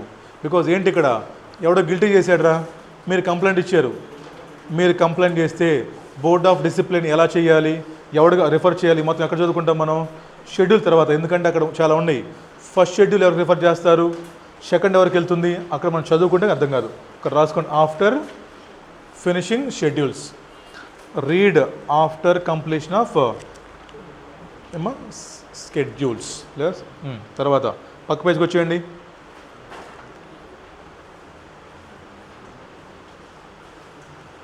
నెక్స్ట్ రెడీయా? మీరంతా సిఏ ఐపీసీలో ఉన్నప్పుడు చదువుకుంటారు క్వాలిఫికేషన్స్ ఆఫ్ ఆడిటర్ అను డిస్క్వాలిఫికేషన్స్ అను. ఇక్కడ ఫస్ట్ చెప్తారు a body corporate cannot become CA. విన్నారా? A body corporate cannot become C అంటే ఏంటి బాబు, మీరు కంపెనీ ఫామ్లో you cannot perform audit services. KPMG ఇండియాలో ఆడిట్ చేయొచ్చా? కేపీఎంజీ ఇండియాలో ఆడిట్ చేస్తా వాళ్ళకి. కేపీఎంజీ కార్పొరేట్ కంపెనీ కదా, KPMG is a company. KPMG LLP కాదు, చెక్ చేయండి కానీ గూగుల్లో. డెలాయిట్ ఎల్ఎల్పి కాదు, ఈఎన్వై ఎల్ఎల్పి కాదు, ఇవన్నీ కంపెనీస్ ఇవన్నీ. మరి ఇండియాలో how they become performing audits? ఏమ్మా ఇవన్నీ కూడా ఇవన్నీ కూడా ఇండియాలో బిఎస్ఆర్ అని ఒకటి ఉంది. పిఎస్ఆర్ ఎల్ఎల్పి ఇది ఒక నెట్వర్క్ మొత్తం. ఈఎన్వై కానివ్వండి, కేపీఎంజీ కానివ్వండి, ఎప్పుడు కూడా వాళ్ళ ఓన్ నేమ్ తోటి అవి ఎక్కడ ఆడిట్ చేయవు. మీరు ఎత్తుకొని కావాలి, బికాస్ దే ఆర్ నాట్ ఎల్ఎల్పీస్. మీరు చేశారు కదా ఆడిట్లో, ఏరా కేపీఎంజీ నేమ్ మీద ఉంటాయి ఆడిట్లో, బిఎస్ఆర్ మీద ఉంటాయి. బికాస్ బిఎస్ఆర్ అంటే ఉంది దీంట్లో గైడ్ లైన్స్ ఫర్ నెట్వర్కింగ్ ఉంది మనకి. నేను చెప్తాను క్లియర్గా మీకు మళ్ళీ, ఎందుకు నెట్వర్క్ ఇదంతా. సో ఇక్కడ ఏంటంటే పాయింట్, ఏదైనా ఒక కంపెనీ ఇండియాలో కంపెనీస్ యాక్ట్లో రిజిస్టర్ అయ్యి అంటే కంపెనీ ఫామ్లో వీ కెన్ ప్రాక్టీస్. ఫస్ట్ విధంగా మనం practicing can only done either individual firm or partnership or LLP చూసాం. అక్కడ కంపెనీ చూసాం కంపెనీ. సో మీకు డౌట్ రావు సార్ మరి కేపీఎంజీ చేయదు, మనకి డెలాయిట్ చేయదు, ఈఎన్వై చేయదు, ఇవన్నీ కూడా వేరే ఒక్క ఎల్ఎల్పి కింద పనిచేస్తాయి. ఇవన్నీ ఒక నెట్వర్క్ మొత్తం చెప్తాను మీకు తర్వాత. నేను అది సింపుల్ గుర్తుపెట్టుకోండి, ఇండియాలో కంపెనీ ఫామ్లో they cannot perform audit taxation services. రైటా? చదవండి ఇప్పుడు అర్థమైంది. Section 25 no company whether incorporated India or elsewhere, Indian company అవ్వచ్చు, ఫారిన్ కంపెనీ అవ్వచ్చు, as chartered shall practice as chartered accountant. Reverse చెప్పొచ్చుగా, వాడు ఏం చెప్పచ్చు చూడండి. నో కంపెనీ కెనాట్ అన్నాడు అంటే ఏంటి, any company, Indian company, foreign company, they cannot become practising CS India. రైటా? కంపెనీ ఫామ్లో you cannot perform audit services in India. You can perform individual capacity or partnership or LLP capacity only. Explanation చూడండమ్మా. For the removal of doubts, it is most important point అమ్మది. It is hereby clarified that company shall includes any LLP which has a company in its partner. LLP ఉంది, ఈ ఎల్ఎల్పిలో నేను partner, నాతో పాటు వేరే company కూడా పార్ట్నరే. ఇప్పుడు ఈ ఎల్ఎల్పి ఎలిజిబులా? ఏమా కంపెనీ డిస్క్వాలిఫైడ్ ఎలాగో. ఫర్ ఎగ్జాంపుల్ అమ్మ కంపెనీ ఉంది ప్రైవేట్ లిమిటెడ్, ఇది చేయలేదు, ఓకే ఎల్ఎల్పి ఉంది, ఈ ఎల్ఎల్పిలో పార్ట్నర్స్ ఉంటారు కదా, నథింగ్ బట్ పార్ట్నర్షిప్పే కదా. ఏమో ఇక్కడ ఈ పార్ట్నర్ సిఏ, ఈ సిఏ పార్ట్నరు, ఈ సిఏతో పాటు ఒక కంపెనీ కూడా పార్ట్నరే. Can company become partner? Yes obviously. So can company become partner? మీరు చూస్తారు పీజీపీ క్వశ్చన్స్లో షేర్ ఆఫ్ ప్రాఫిట్ అని కూడా చూస్తారు క్వశ్చన్లో. మీరు వేరే పార్ట్నర్షిప్లో పార్ట్నర్ అవ్వచ్చు. ఇలా మీరు కానీ ఏదన్నా ఒక కంపెనీ కానీ ఎల్ఎల్పిలో పార్ట్నర్ అయితే ఇప్పుడు ఈ ఎల్ఎల్పి కూడా నాట్ ఎలిజిబుల్ అని అర్థమవుతుందా? కంపెనీ ఫామ్లో దే కెనాట్ ప్రాక్టీస్.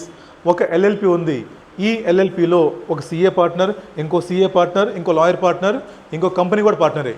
ఇలా కంపెనీని ఎల్ఎల్పిలో పార్ట్నర్ అయితే ఈ ఎల్ఎల్పి కూడా డిస్క్వాలిఫైడ్. క్లియరా? మామూలుగా ఎల్ఎల్పి క్వాలిఫైడే, బట్ ఈ ఎల్ఎల్పిలో కానీ ఏమన్నా కంపెనీ పార్ట్నర్ అయితే దెన్ ఈ ఎల్ఎల్పి కూడా డిస్క్వాలిఫైడ్ అని చెప్తున్నారు. రైటా? నెక్స్ట్ చూడండి. ఇఫ్ ఎనీ కంపెనీ కాంట్రవెన్స్ ఏమ్మా this provisions then without any prejudice to any other proceedings which may taken against the company every director. మా ఏంటి ఆ మీనింగ్ చూడండి. ఒకవేళ ఏమ్మా ఏదో కేపీఎంజీ ఎగ్జాంపుల్ తీసుకుందాం మనం. ఏమ్మా కేపీఎంజీ కానీ ఏం చెప్పాం కేపీఎంజీకి, అరే నువ్వు ఇండియాకి వచ్చావు, ఇండియాలో నువ్వు ఆడిట్ చేయమాకని చెప్పాం. ఇండియాలో ఆడిట్ చేయొద్దని చెప్పారా, బట్ స్టిల్ ఆడిట్ చేశాడు వాడు. ఆడిట్ చేసినప్పుడు ఇక్కడ ఏం చెప్తున్నా అంటే ఏమ్మా కంపెనీకి ఎలాగో పెనాల్టీస్ ఉంటాయి. Without prejudice to action taken and కంపెనీతో పాటు ఎవరైతే డైరెక్టర్స్ ఉన్నారో, ఎంప్లాయీస్ ఉన్నారో, మిగతా ఎవరైతే ఉన్నారో వీళ్ళ మీద కూడా యాక్షన్ తీసుకుంటామని చెప్తున్నారు. చూడండి ఇప్పుడు అర్థమైందా. కంపెనీతో పాటు వీళ్ళు కూడా లైబుల్ అని చెప్తున్నాడు. చూడండి జాతక ఇప్పుడు without ప్రీజుడిస్ to any other proceedings which may be taken against company. మీరు కంపెనీ మీద ఏమైనా యాక్షన్ తీసుకోండి, దాంతో సంబంధం లేదు. దాంతో పాటు చూడండి ఏం చెప్తున్నాడు, every director, manager, secretary, any other officer there of who knowingly part. ఏమో నోయింగ్లీ అంటారని చేయండి అమ్మా, బికాస్ కేస్ స్టడీ ఫేమ్ చేస్తాడు. దే ఆర్ నాట్ నోన్ అంటాడు, చెప్పొచ్చుకోడు. బట్ ఇక్కడ స్పెసిఫిక్గా నోయింగ్లీ, వాళ్ళకి తెలిసి జరగాలి ఫ్రాడ్ ఇది. నోయింగ్లీ ఏమో a part of contravention shall be punishable with a fine which may be extended to hub. ఇంత పెద్ద కేబిన్ 1000 రూపాయలు అంటారా, 1000 రూపీస్ అంట, అండ్ ఆన్ సబ్సీక్వెంట్ 5000 అంట. ఇంకేంది ఎందుకు చెప్పండి పెట్టడం, 1000 రూపాయలకి ఇంత అడవాడు, ఎంత కష్టపడి నేర్చుకుంటున్నాం మనం. బట్ ఎంసీకి అడగొచ్చమ్మా, తప్పదు మనకి. ఏం చెప్పారు, సో అండ్ సో కంపెనీ ఉంది, they perform some audit services, what are the consequences.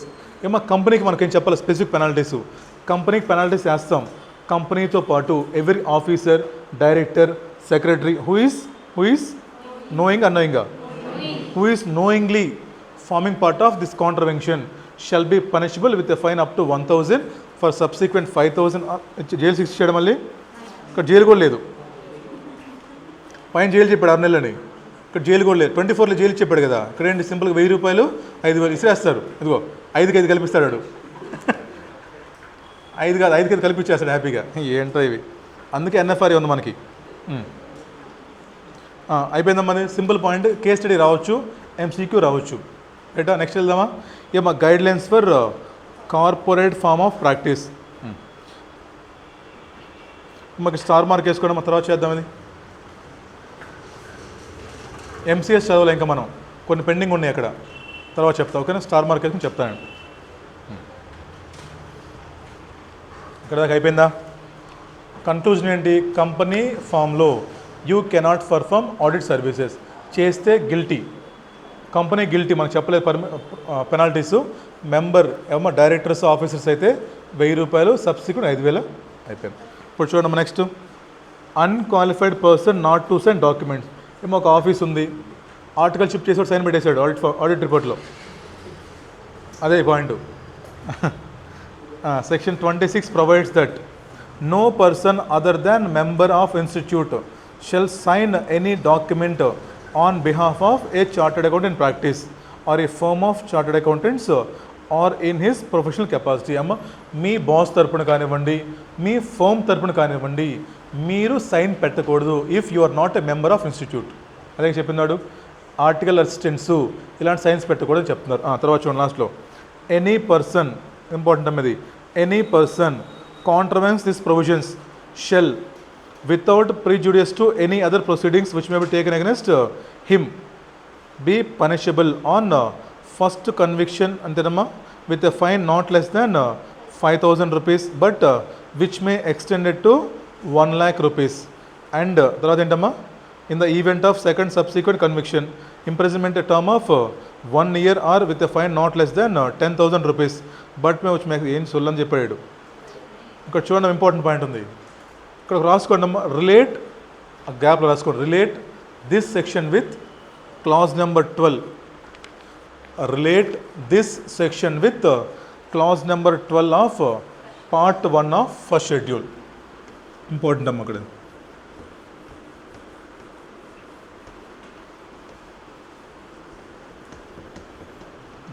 మరి చూడండి, ఇది ఒకసారి సింపుల్ పాయింటే.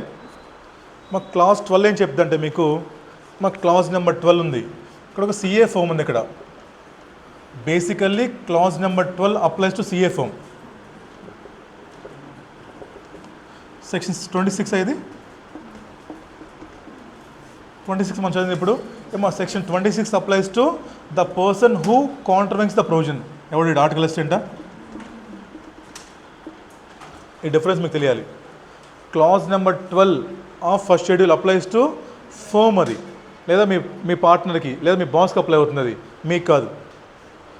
మీరు ఆర్టికల్ అసిస్టెంట్, మీకు క్లాజ్ అప్లై కాదు, మీకు క్లాజ్ నెంబర్ 12 అప్లై కాదు. This is apply to CA firm లేదా మీ బాస్కి అప్లై అయింది. సెక్షన్ 26 ఎవరికి? ఇది మీకు. అక్కడ చెప్పాడు చూడండి, అందుకే ఇప్పుడు చూడండి అలా అర్థమైంది.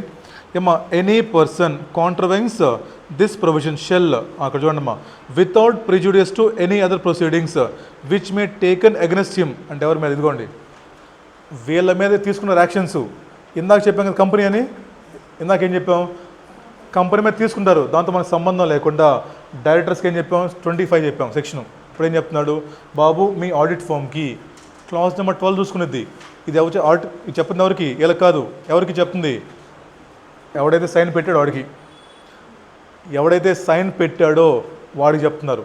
ఇప్పుడు చూడండి ఏం చెప్పాడు? ఎవడైతే సైన్ పెట్టాడో వాడికి ఏంటమ్మా? On first conviction with a fine not less దాన్ 5,000. మా ఇక్కడ కింద గ్యాప్ ఉంది, రాసుకోండి, అక్కడ అయిపోయింది. ఫస్ట్ టైం ఎంత? 5,000. తర్వాత but which may extend to 1 lakh, 5 to 1 lakh రాసుకుందామా? తర్వాత ఇక్కడ జైలు ఏం లేదా? First in the event of second subsequent conviction 10,000 jail చెప్పాడు చూడండి. Next imprisonment of 1 year, 1 year. మా సబ్సిక్వెంట్గా అయితే జైలు 1 year, పెనాల్టీ ఎంత? అప్పుడు మళ్ళీ 10, మ్యాక్సిమం ఎంత?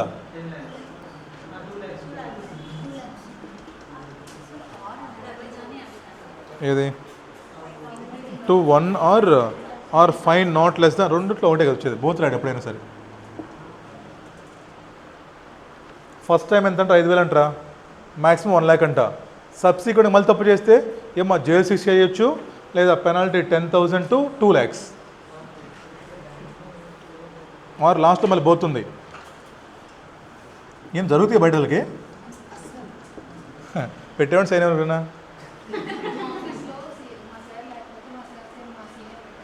పాప ఆయన సైన్ పెట్టమని చెప్పట్లా, నీ సైను.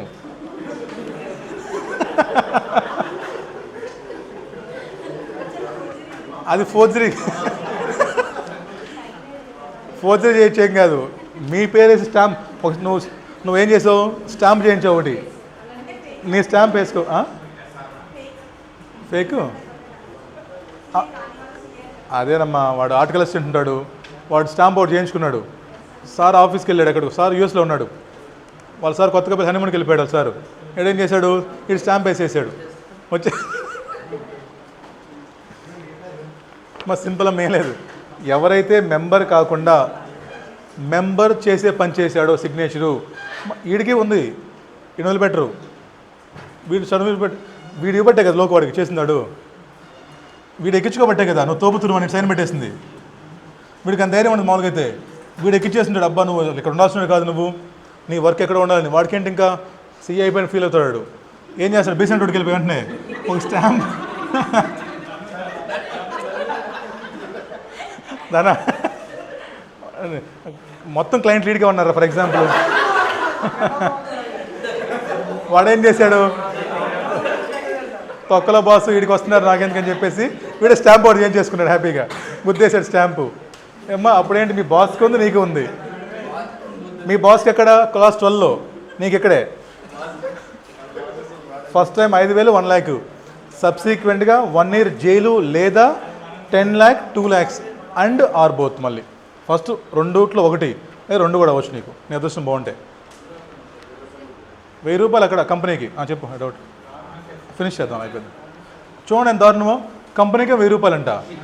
పాపం చిన్న ఆర్టికల్ అసిస్టెంట్ ఏదో బతుకుదీరు కోసం ఉంటే ఆడికి 5,000 వేస్తున్నారా పాపం వీడికి. స్టైఫండ్ 2,000. ఇవన్నీ ఏమో ఆన్ కెమెరా చెప్పకూడదు కానీ ఇవన్నీ బయటే జరగవు, ఏమి ఉత్తదే.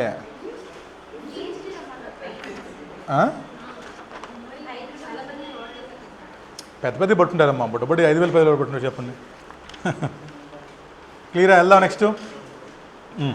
లాస్ట్ అమ్మ మోస్ట్ ఇంపార్టెంట్ సెక్షన్ నెంబర్ 27. ఇది ఫినిష్ చేద్దాము, will stop today. Most important section number 27. వెళ్దాం నెక్స్ట్కి.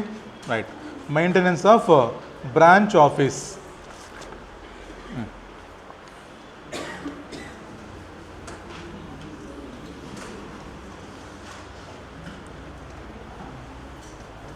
మెయింటెనెన్స్ ఆఫ్ బ్రాంచ్ ఆఫీస్ అమ్మ. ఏమో మీరు ప్రాక్టీస్ చేసేటప్పుడు either you can practise in your own name అని చెప్పాం కదా ఫస్ట్. అమ్మ ఫర్ ఎగ్జాంపుల్ మావడేనియస్ Madesh CA Madesh and associates in his individual capacity. లేదా పార్టిసిపెంట్ రావచ్చు కదా. ఏం పేరు పార్ట్నర్షిప్ పేరు? B&Bయా? B&B associates.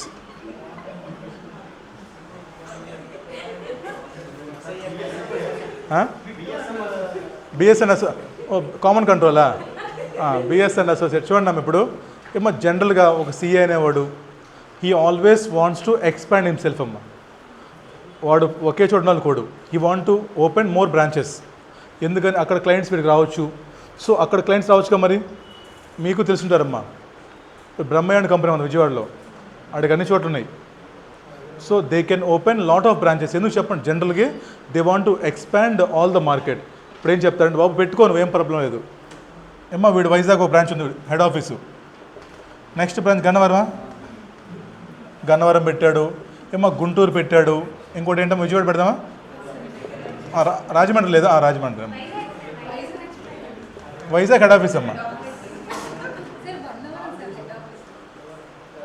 గన్నవరం కాదు పాపం, గన్నవరం హెడ్ ఆఫీసా? ఇదిగో బ్రాంచ్ గన్నవరంలో. ఇదే హెడ్ ఆఫీసా? కాదు, అన్న క్లయింట్ వాడికి వెళ్ళిపోతున్నారంటారు ఇక్కడ. సరే చూడండి అమ్మా. ఏమో ఒక ఇండివిజువల్ కానీ, సరే సార్ చూడండి ఒకసారి. ఏమో ఒక ఇండివిజువల్ కానీ వాడి సోల్ ప్రొప్రైటర్షిప్లో ఒక ఫామ్ పెట్టుకున్నప్పుడు he wants to expand his business. తను హీ కెన్ ఓపెన్ కదా. ఏమో నెంబర్ ఆఫ్ బ్రాంచెస్ రిస్ట్రిక్షన్ ఏం లేదు. There is no restriction for number of branches. ఇలా నువ్వు కానీ డిఫరెంట్ బ్రాంచెస్ పెట్టాలనుకుంటే ఏమో ప్రతి బ్రాంచ్కి నువ్వు తప్పనిసరిగా ఒక సిఏ ఇన్ఛార్జ్ అపాయింట్ చేయాలి. అవునా? ప్రతి బ్రాంచ్కి తప్పనిసరిగా నువ్వు ఒక సిఏ ఇన్ఛార్జ్ని అపాయింట్ చేయాలి. In charge means he must be in full time employment with this person. Just part time కాదు, full time CA in charge appoint చేసుకోవాలి. ఇది ఎవడికిరా? In case of individual practising అయితే. అమ్మా for example there are 3 partners అమ్మా, B, M and S. There are 3 partners of firm రా. వీళ్ళకి వైజాగ్లో ఒక ఫర్మ్ ఉంది. ఏమో గన్నవరం పెట్టారు, ఇంకోటి రాజమండ్రి పెట్టారు. ఫర్ ఎగ్జాంపుల్ ఇప్పుడు చెప్పండి, ఏమో ఇక్కడ వైజాగ్లో మాదేశ్ చూసుకుంటాడు, ఇక్కడ B చూసుకుంటాడు, ఇక్కడ S చూసుకుంటారు. అంటే వీళ్ళు కూడా పార్ట్నర్సే కదా, వాళ్ళు సీఏలే కదా. సో ఆల్రెడీ ప్రాక్టీసింగ్ సీఏ ఉన్నప్పుడు నువ్వు మళ్ళీ వేరే ఇన్ఛార్జ్ అపాయింట్ చేయాలా?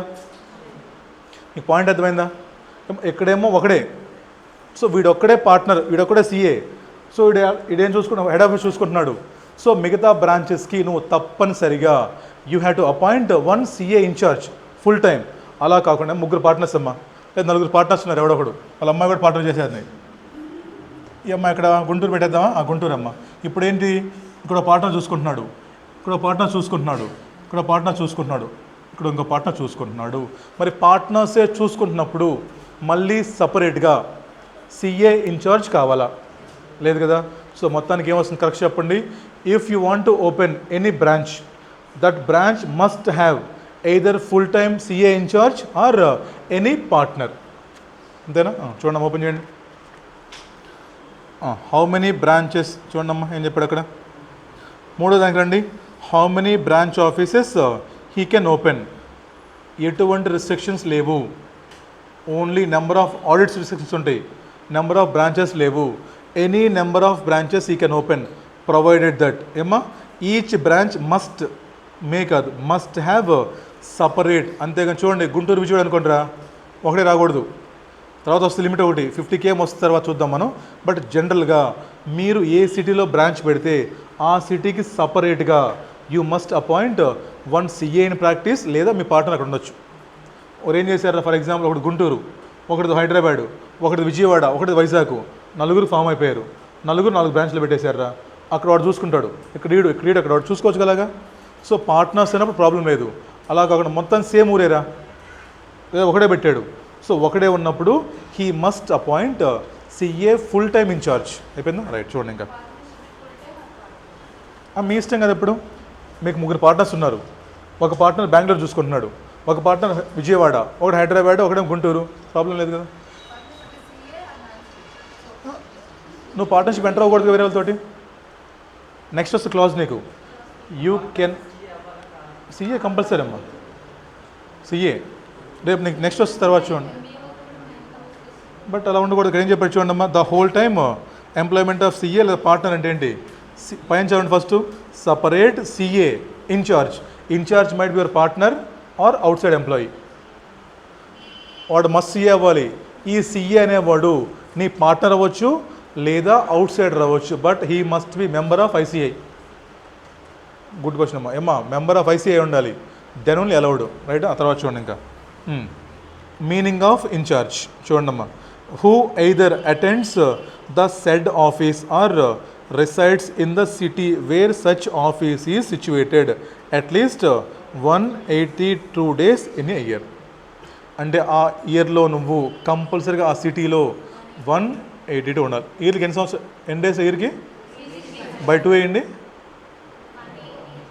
ఇప్పుడు డౌట్ అడుగుతా అంటే మాదేశ్ నన్ను, సార్ నేను గన్నవరంలో 180 డేస్ ఉన్నాను, నాకు వైజాగ్కి 1 డే జర్నీ, వెళ్ళిపోయాను మళ్ళీ ఇక్కడ 182. సో ఇయర్లో నేను 2 బ్రాంచెస్కి ఉండొచ్చా అంటాడు. క్వశ్చన్ అర్థమైందా? సార్ నేను గన్నవరంలో I'm staying 182 days, just 1 day journey year to Vizag. Sir Vizag వెళ్ళిపోయాను మళ్ళీ నేను అక్కడ 182 డేస్ ఉన్నాను. ఇప్పుడు నన్ను 2 బ్రాంచెస్ కన్సిడర్ చేస్తారా లేదా సింగిల్ బ్రాంచా?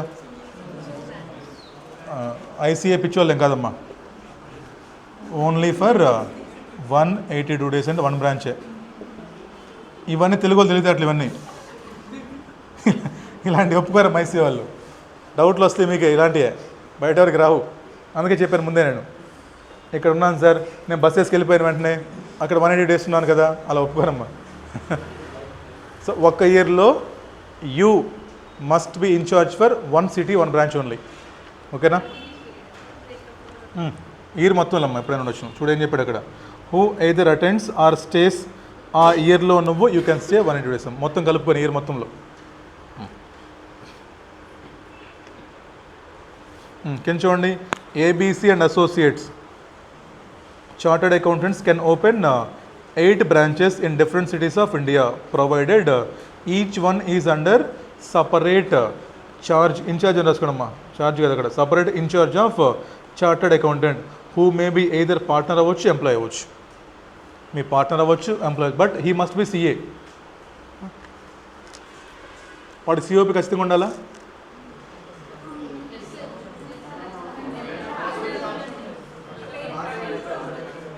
ఖచ్చితంగా ఉండాలి, పని లేదా? లేదు. ఎంప్లాయ్మెంట్కి ఎందుకమ్మా? వాడి దగ్గర పని చేస్తున్నాడు, పేడ్ వేస్తున్నాడు, వాడికి ఎందుకు సిఓపి? ఎంప్లాయ్మెంట్ సిఐ ఉండాలి అంటే ఏం లేదురా, ఆ బ్రాంచ్లో జరిగే పనులకి ఐడియా ఉండాలి కనీసం, ఏం వర్క్ జరుగుతుంది, ఏం చేస్తున్నారు ఇక్కడ, there must be one CA ఉండాలని చెప్తారు అంతే. అయిపోయిందా? మాకు క్లియర్ అయ్యేది బ్రాంచెస్ గురించి. You can open any number of branches, but provided each branch must have separate CA in charge. ఈ ఇన్ఛార్జ్ అనేవాడు నీ పార్ట్నర్ అవ్వచ్చు, ఎంప్లాయ్ అవ్వచ్చు.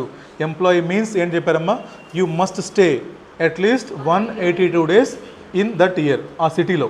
ఓకేనా? రైట్. ఇంక పైకి రండి చూద్దాం. ఆఫీస్ అంటే ఏం చెప్పండి, దానికి ఏమని any place where name board of firm is fixed. ఇక్కడ పెడతాను చెప్పండి బోర్డు, ఆఫీస్ ఎదురు కదా, లేదా మీకు ఇచ్చే ప్రొఫెషనల్ స్టేషనరీ మీద విజిటింగ్ కార్డ్స్ అవ్వచ్చు, లెటర్ హెడ్స్ అవ్వచ్చు, అక్కడ మీరు ఏదైతే మెన్షన్ చేస్తారో that is your office. Is name board at home is allowed? బయట చూస్తుంటాం మనం, పేరు రాసుకోవచ్చమ్మా, పలానా సిఏ, పలానా so and so chartered accountant, అది రాసుకోవచ్చు. But you cannot represent your foam name. చెప్తారు చూడండి, మీ ఇంటి దగ్గర మీరు మీ ఓన్ నేమ్ పెట్టుకోండి, you cannot represent your foam name. చూడండి చెప్తున్నాడు, name of the name board of firm not allowed, name board of himself yes allowed.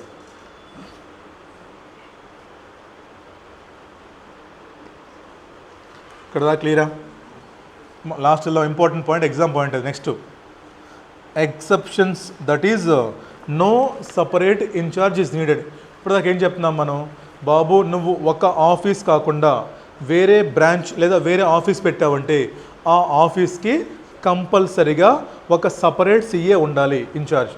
ఇప్పుడు ఏం చెప్తున్నాడు, అలా లేకపోయినా పర్లేదు అంటున్నాడు. అదే ఎక్సెప్షన్ అంటే చూడండి, ఇంపార్టెంట్. ఫస్ట్ సెకండ్ చూడండి, సెకండ్ ఆఫీస్ చూడండి ఏంటో, ఇఫ్ ఇట్ ఈజ్ సిచ్యువేటెడ్. ఏమో మీకు ఒక బిల్డింగ్ ఉంది ఏమో, ఫస్ట్ మీరు ఏం చేశారు, ఈ ఫ్లోర్ తీసుకున్నారు మీరు ఆఫీస్ కోసం. సడన్లీ మీకు క్లయింట్స్ బాగా పెరిగిపోయారా, వర్క్ ఎక్కువైపోయింది, ఏం చేశారు, 5th ఫ్లోర్లో ఒక ఆఫీస్ తీసుకున్నారు. సేమ్ బిల్డింగ్లో మీరు ఏం చేశారు, పైకి వెళ్ళిపోయారు. కింద ఆఫీస్ కంటిన్యూ అవుతుంది, మీ వర్క్ పెరగటం వల్ల, మీ క్లయింట్ బేస్ పెరగటం వల్ల you take another office in same building. దానికి మన సపరేట్ సీఏ కావాలా? ఎందుకు చెప్పండి, హ్యాపీ లిఫ్ట్ ఉందిగా, ఈడ వెళ్ళిపోతాడు పైకి. మళ్ళీ చెప్పండి, లాజిక్ ఏంటమ్మా, ఇందాక నువ్వు ఇక్కడ ఉన్నారు గుంటూరులో, హైదరాబాద్ ఆఫీస్ పెట్టావు, అక్కడ ఎవడొస్తున్నాడో ఏం చేస్తున్నాడో, ఎవడో సైన్లు పెడుతున్నావు, ఎవడు ఆడిట్లు చేస్తున్నావు, ఏం చేస్తా తెలియదు కదా. సో కాబట్టి దేర్ మస్ట్ బి సీఏ. ఇప్పుడు చెప్పండి, సేమ్ బిల్డింగ్లో సేమ్ ప్రిమిసెస్లో you had second office, 1st floor 5th floor, 5th ఫ్లోర్కి మళ్ళీ ఒక సీఏ కావాలా? నువ్వు సరిపోతావు కదా, అది చెప్తుంది. అర్థమైందా? చూడండి, if in same premises in which first office is situated. Example 1st floor 5th floor. తర్వాత అమ్మా in the same city. For example మనకి గుంటూరులో లేదా విజయవాడలో, గన్నవరంలో, ఒంగోలులో సేమ్ సిటీలో 2 ఆఫీసులు ఉన్నాయి. ఎందుకు చెప్తాను చూడండి, బేసిక్ ఇది ఎందుకు జరిగిందంటేనమ్మా, నేను స్టార్టింగ్లో ఒక ఆఫీస్ పెట్టా సెంటర్లో, ఏమో సడన్గా విజయవాడలో, ఒంగోలులో ఏమొచ్చిందమ్మా, ఎస్సీజెడ్ వచ్చింది. సడన్లీ ఒంగోలులోనో విజయవాడలోనో ఎస్సీజెడ్ వచ్చింది. సో ఇప్పుడు ఏం చేస్తారు, తెలివాళ్ళు ఎవరైనా సరే ఇక్కడ ఒక ఆఫీస్ ఓపెన్ చేస్తారు వెళ్ళి. ఎందుకని, ఈ క్లయింట్ మొత్తాన్ని అట్రాక్ట్ చేయడానికి. వీడు ఇక్కడ దాకా రాడు. మా సేమ్ సిటీ అమ్మ, ఒంగోలులో ఉన్నాం మొత్తం మనం, విత్ ఇన్ ఒంగోలు లిమిట్సే ఉన్నాం, బట్ ఇక్కడ ఎస్సీజెడ్ వచ్చింది, లేదా ఒక ఇండస్ట్రియల్ పార్క్ వచ్చింది. ఇక్కడ ఏం చేస్తాం చెప్పండి, బేసిక్గా వెళ్ళి ఒక చిన్న షటర్ పెడతాం, లేదా అక్కడ మనం పెద్ద ఆఫీస్ ఏం పెట్టాం, వెళ్ళి ఏం చేస్తాం, ఒక చిన్న షటర్ పెడతాం అక్కడ, పలాంటి సోన్స్ అసోసియేట్స్ ఒకరిని కూర్చోబెడతాం అక్కడ. ఎందుకు, ఎవరిని వస్తే చెప్పడానికి.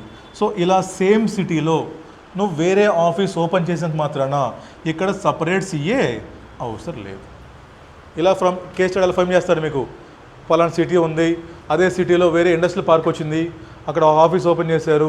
సో అక్కడ మళ్ళీ సపరేట్ ఇన్ఛార్జ్ కావాలా వద్దా, కావాలా వద్దా?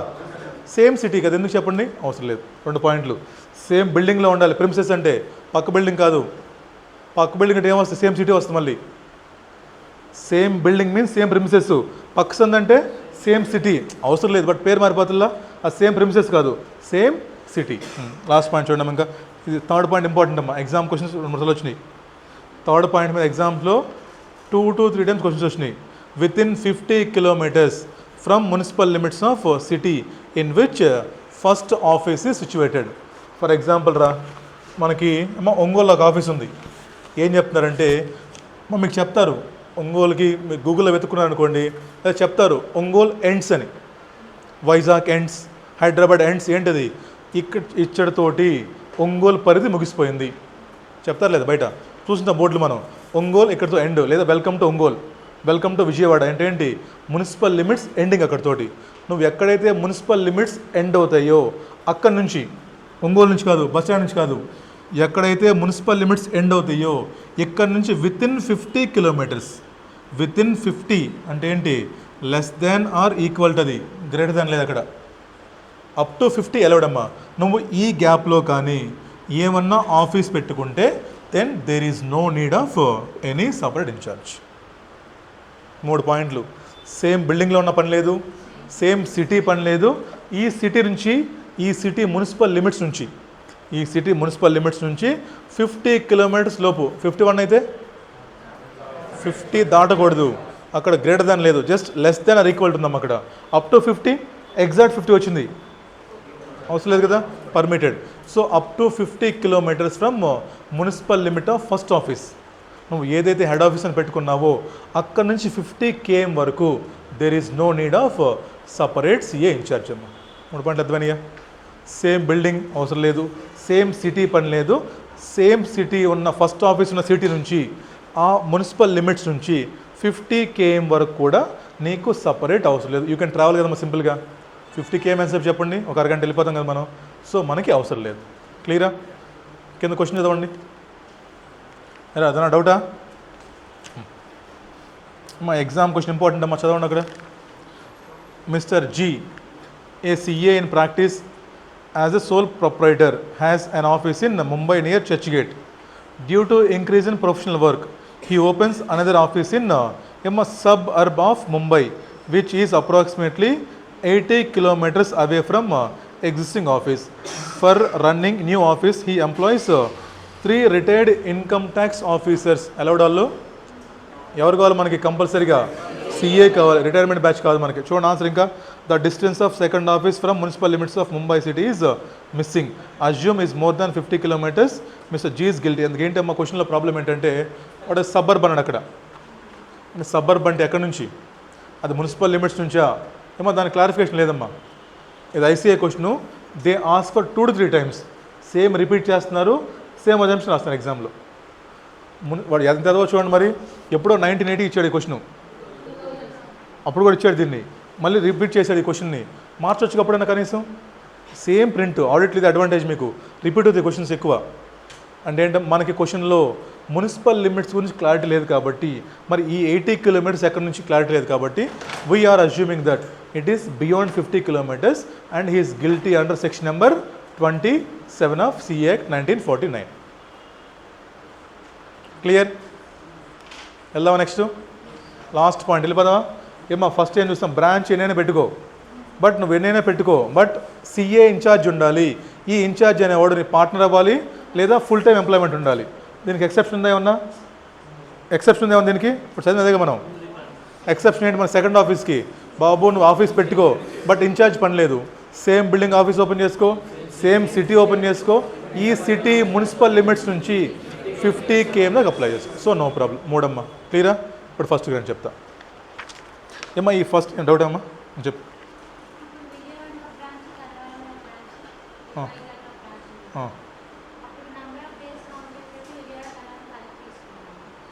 సిటీ వేరు, విజయవాడ సిటీ వేరు, గన్నవరం సిటీ వేరు కదా.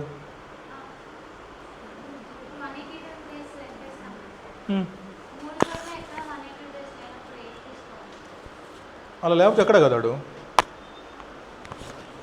3 చోట్ల ఏంటి 180 days, అప్పుడు ఎక్కడ కాదు ఇన్ఛార్జ్ వాడు.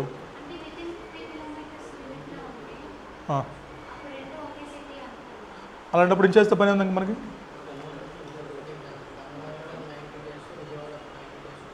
అవును రా, ఇక్కడ డిస్టెన్స్ ఎంత రెండింటికి ముందు? డిస్టెన్స్ ఎంత ఉంది? అలాంటప్పుడు ఇన్ఛార్జ్తో పని లేదు కదా. ఎప్పుడు లెక్కేస్తాం? 180 days. నీకు ఇన్ఛార్జ్ కావాలన్నప్పుడు లెక్కేస్తాం.